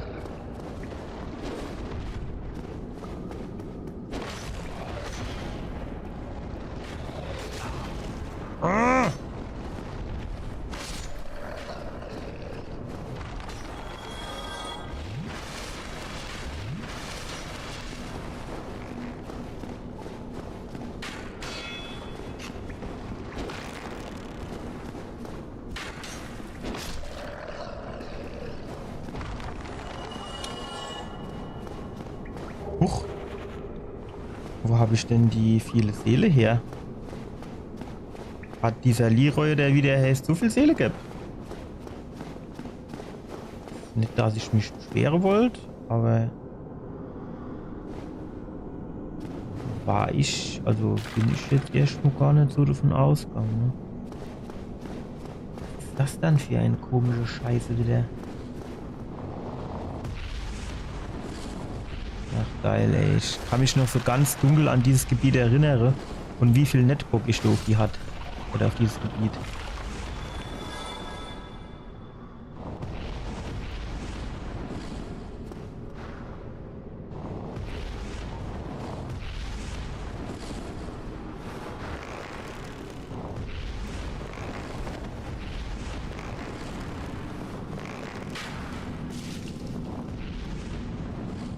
Ja, ich mache mit dem Bogen halt eindeutig zu wenig Schade, ne?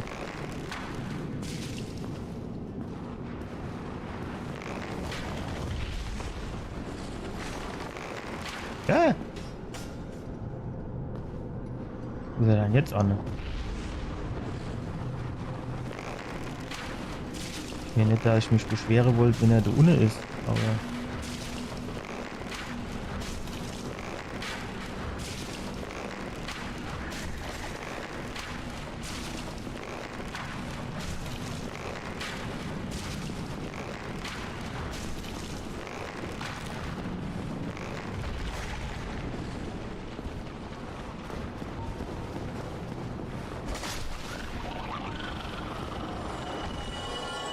Oder noch mehr von den kleinen kurze Viecher, ne?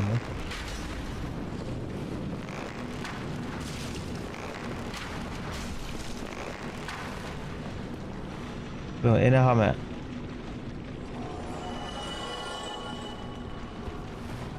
Jetzt waren da aber gefühlt 3 davon, 3 bis 4 Samen.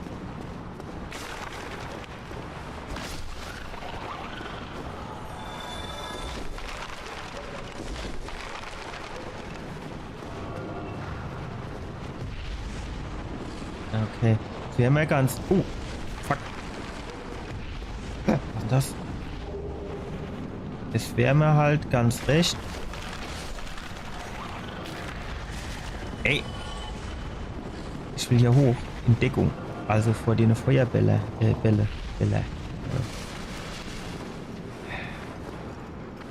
Weil die kommen jetzt ja alle gar langsam hier hochgelaufen. Da können wir die Narren einer weg knüppele.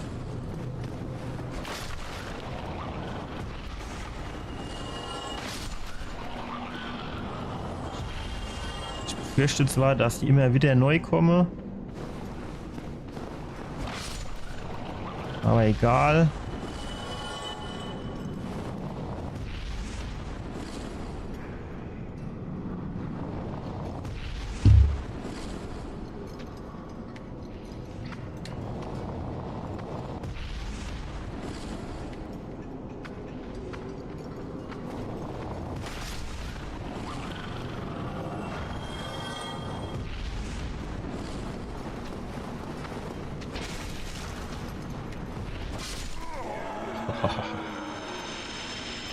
So gefällt mir das. Genau so gefällt mir das. Hm.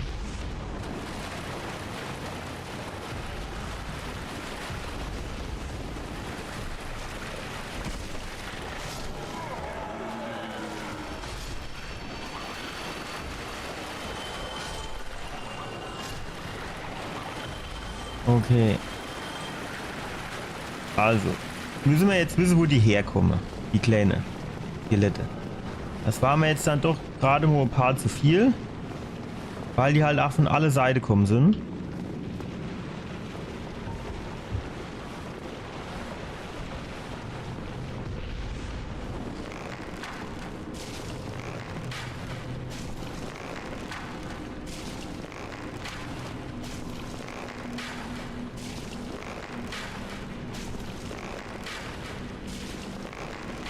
Gut, da brauchen wir aber schon, wenn wir jetzt da hochkommen,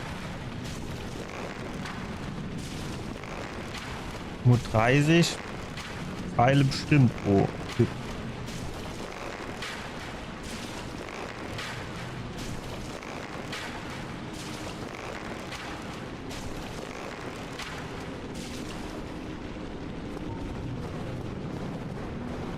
So, und die Skelette sind jetzt nicht hier hochkommen, oder was?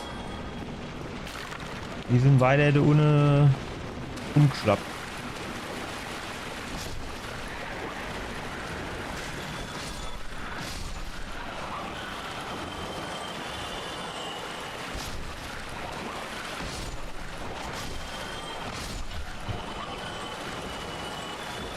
Ja, die wäre du quasi immer wiederbelebt. Das ist natürlich schlecht, wenn ich mal ehrlich bin. Ah, der Hühner ist noch so. Warte, stopp, stopp! Hey. Ah!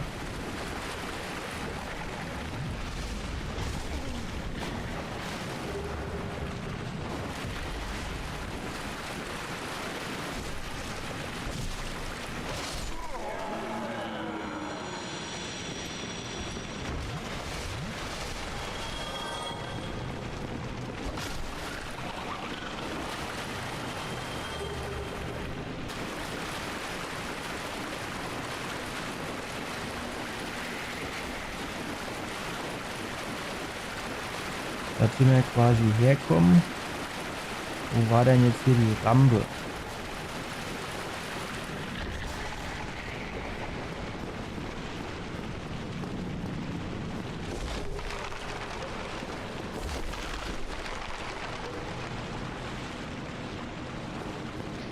Du hätten wir können wahrscheinlich schon hier in der Ecke runterspringen. Dann hätten wir das Ganze dort unten skippen können.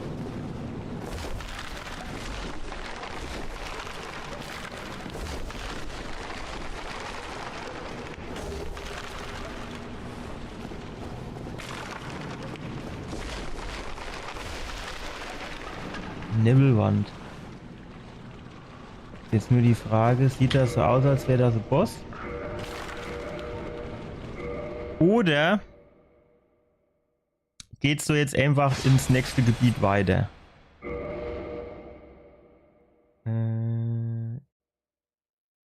Import.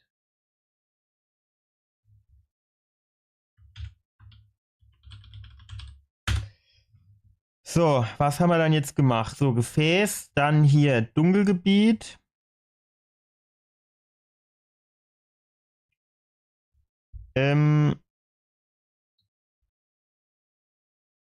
Weg, Skelett, Säulen,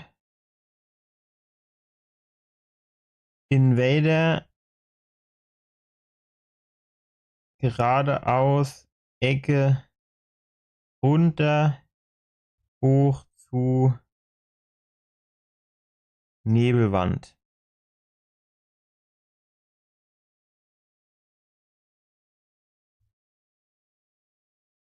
Feuertypis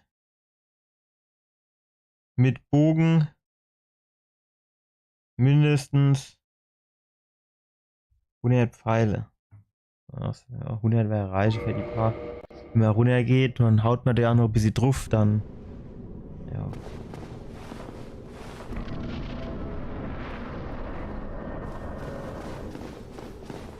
Okay, jetzt muss ich, aber hier muss ich mich jetzt runterfallen lassen, oder was? Ah, ich weiß, was das ist. Und habe ich so Bock drauf. Au. Ey, ich bin noch nicht tot und bin schon tot.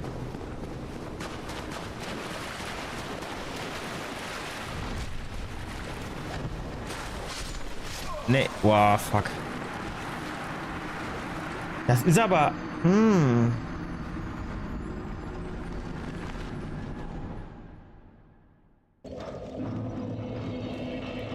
Soll es hier jetzt wirklich auf diesem ganzen Weg nicht ein einziges Leuchtfeuer geben? Ist das so?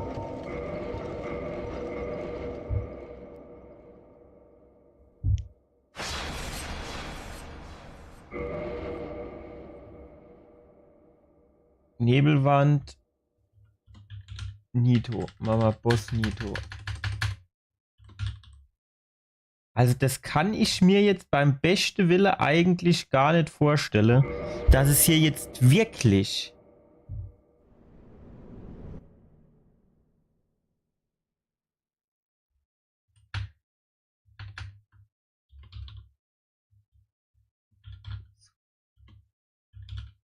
auf diesem ganzen Weg nirgends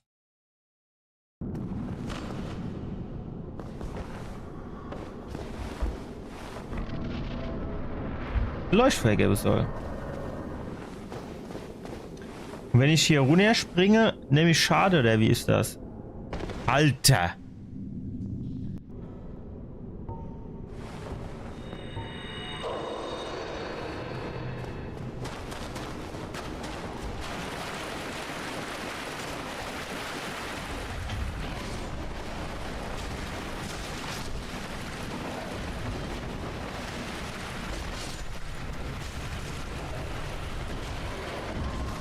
Au, Alter. Willst du mich verarschen?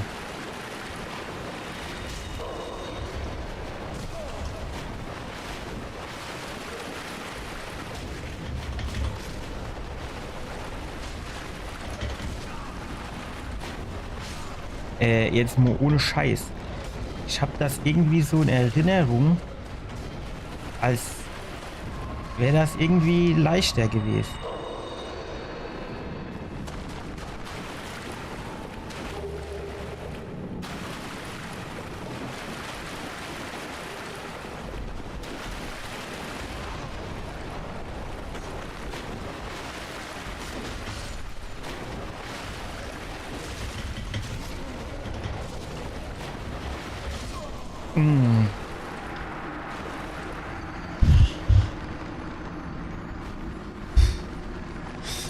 Irgendwie war du was. Ich weiß aber nicht mehr so genau was.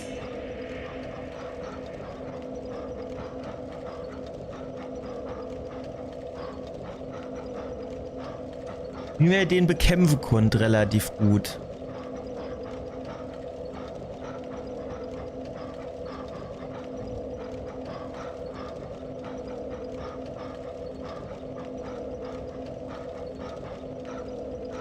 Nito DS1.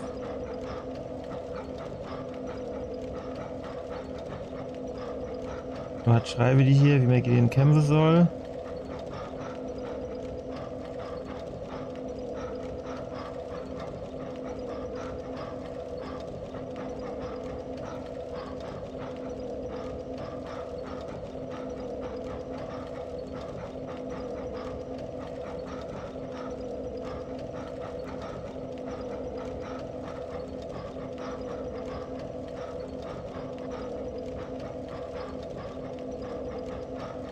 Strategy. Ja, voll krass. Welche erst kommt du 50.000 Jahre lang gebabbelt und dann kommt ganz ohne, wenn man schon die Lust hat, kommt wie die Strategie ist. Will ich als erstes wissen.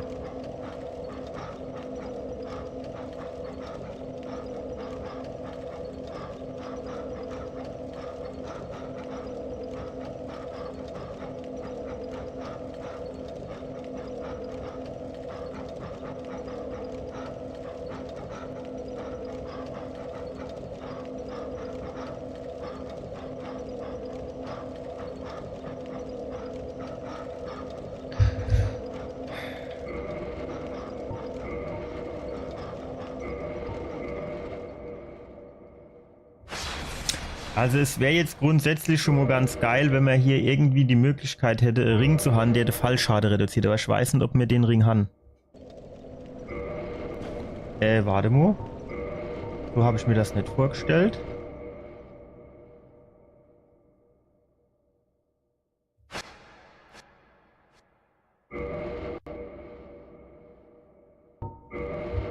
So ist besser, glaube ich. So, jetzt brauchen wir die Weinwaff. So, Ringelger. Wolfsring. Ah. Was macht der? Verstärkt die Balance. Alles klar. So, Havelsring ist zwar ganz geil, aber absorbiert TP von gefallenen Gegnern. Ausdauer lassen. Gegenstände beim verstärkt Wundersynergie, Wunde.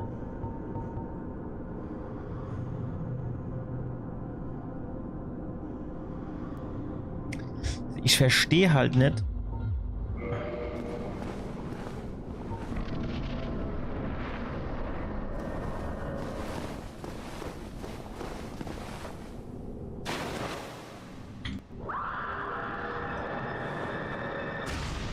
Geil, was war denn das jetzt?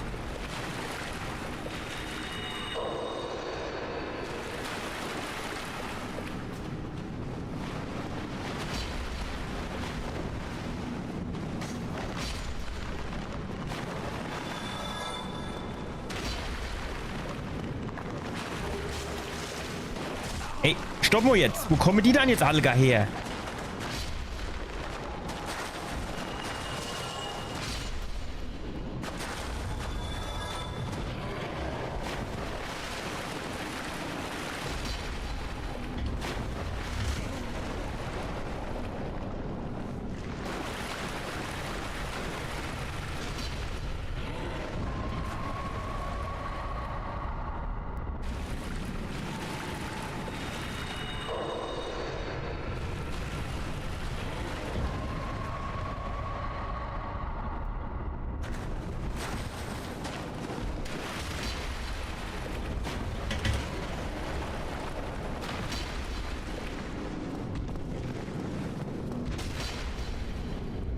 Seh nix.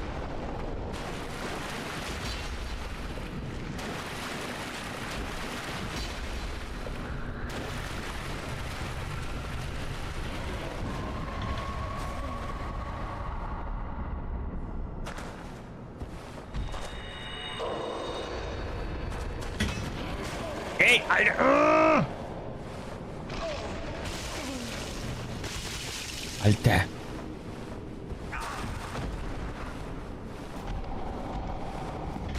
Ey, lass mich doch bitte mal aufsteigen. Ich sehe nichts hier in dieser verfickten Eck.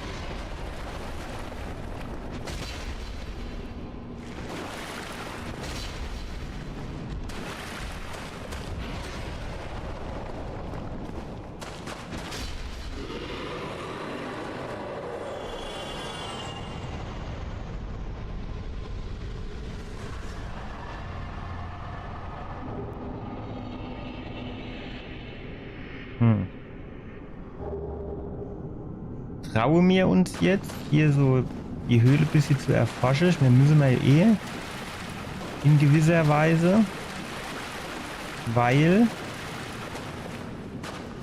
wir über Ausgang suchen müssen.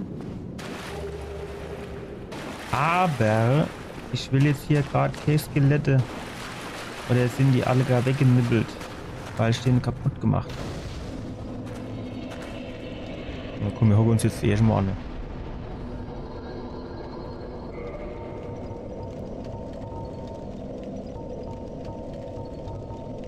Und jetzt fehlen noch 300. Das werden wir ja wohl noch hinkriegen.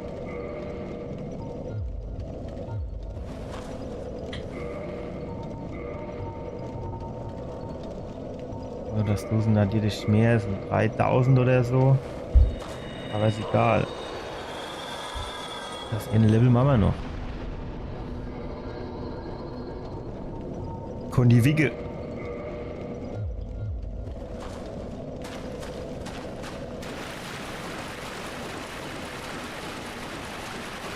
Aber hier ist jetzt quasi Sackgasse, ne? Also hier geht es jetzt erst nur nicht mehr weiter. Oh, hier geht es nicht mehr weiter. Okay, das heißt, dann teleportieren wir uns hier raus nach Anor Londo. So, dann Nito.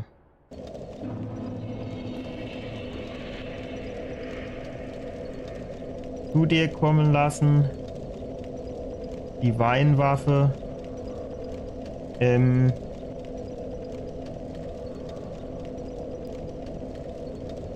Fallschaden. Die Weinwaffe. Umkreisen.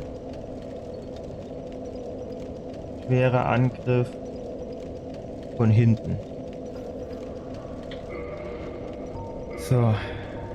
Nehmen wir wieder meine eigentliche Waffe. Raste für 10 Flasche.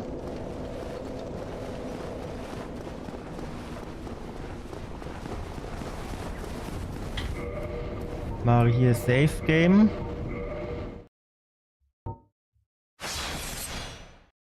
Und dann gucken wir uns wenigstens mal an.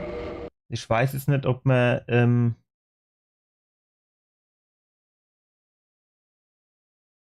Gwendolyn Goldene Wand Replace.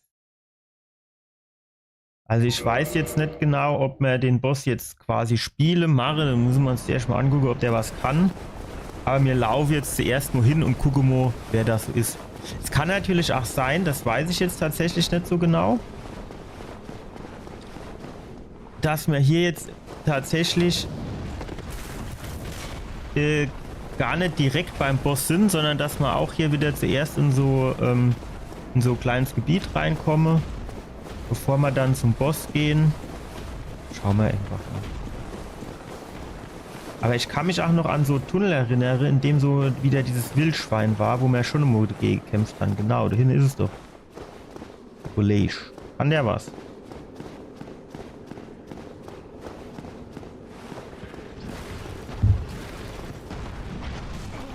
Ah jo.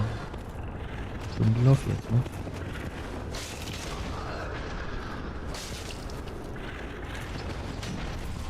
Ja.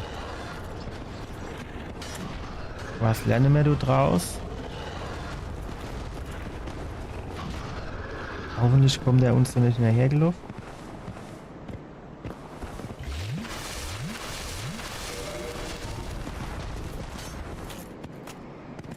Ne, der bleibt hier drin, ne?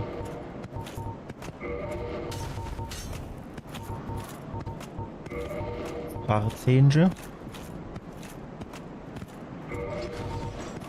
Ich würde jetzt tatsächlich mal ausprobieren, der Havel auszurüsten. Auch wenn das bedeutet, dass wir uns nie mehr bewegen können in Verbindung mit dem. Oder wir machen die Steinrüstung. Ich glaube, dann kennen wir zumindest noch Rolle.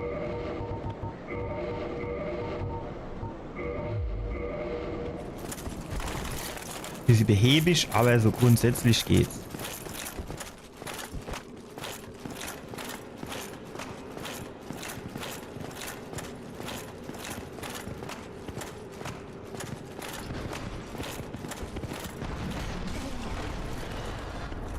Hör auf.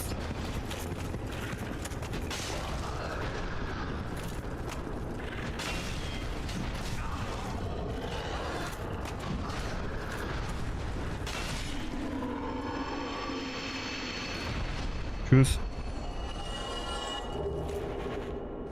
Weil. Hey, es wäre so geil, wenn man hier einfach so Profile anlegen könnte, dass man dann quasi mit einem Klick auf diese Ausrüstungskombination wieder zurückgehen kann, die man eigentlich haben will, jetzt außer halt vielleicht für den eine Boss.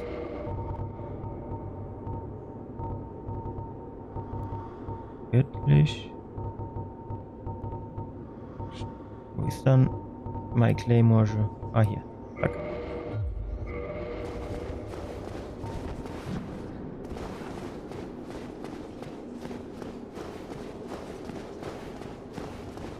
Benduline. Ist das noch so viel oder was? Och, fick dich doch.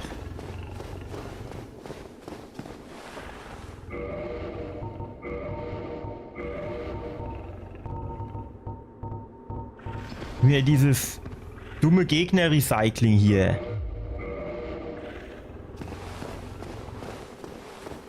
Ja, ich hab jetzt keinen Bock, die Steinrüstung anzulegen.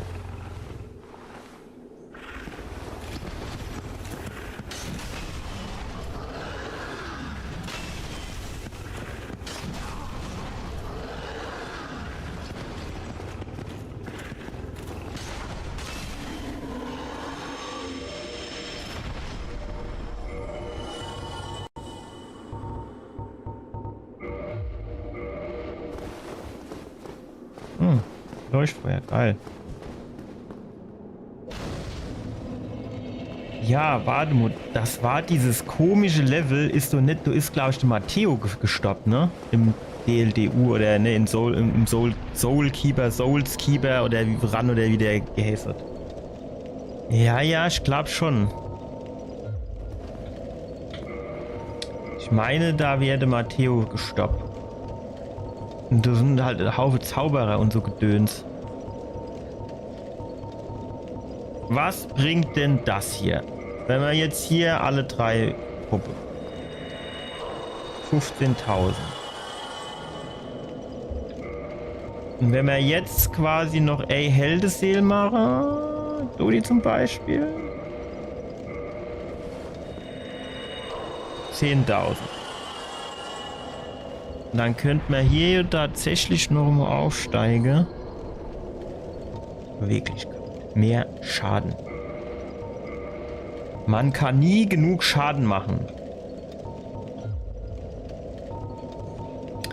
So, Waffe verstärken, Ausrüstung repariere. Ja, hier, guck mal, das könnte man mal machen. Drachezahn, jo, hopp. Zumindest nur die Waffe, die man jetzt öfters mal benutze, dass man die dann in einem vernünftigen Zustand haben. Ich verstehe manchmal nicht, ne? Manchmal bin ich hier, da haben die Dinger so gut wie gar keinen Schaden genommen und manchmal bin ich hier, da haben die relativ viel. Das ist noch so, weiß nicht.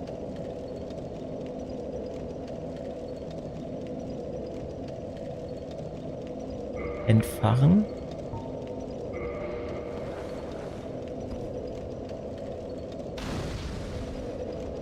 So, dann kriegen wir hier nämlich 18.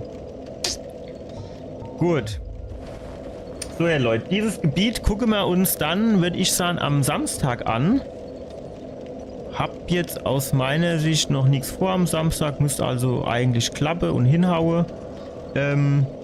Und dann schauen wir mal, wie das Gebiet hier ist. Ich glaube, es war auch nicht so geil, weil das irgendwie so auf über mehrere Ebenen ging. Und dann von oben Leute runtergeschossen und irgendwie so komische Regale waren, dass man nicht so viel Übersicht hat und so. Aber wir gucken mal, wie es läuft. Ja, und dann müssen wir uns halt überlegen, was dann das nächste Gebiet ist, das wir machen. Wir haben halt noch ein paar vor der Brust, ne? Sieht man auch hier an den Punkten. 124 von 304. Das heißt, wir haben ein bisschen mehr wie ein Drittel durch. Ich sage mal, wahrscheinlich ein bisschen mehr wie ein Drittel. Also eher Richtung Hälfte, ach wenn es die Punkte nicht hergäbe. weil ich so von den Gebieten her würde ich halt eigentlich sagen, haben wir wirklich so schon, ja gut, da sind schon noch einige Lücke drin, ne, also ja. Jo, da werden wir auf jeden Fall noch ein bisschen beschäftigt sind, ne. Aber gut, macht ja nichts, ne, da haben wir was zu tun. Also, ich wünsche euch eine schöne Woche, dann natürlich ein guter Start ins Wochenende und wir sehen uns dann am Samstag. Bis dann, ciao.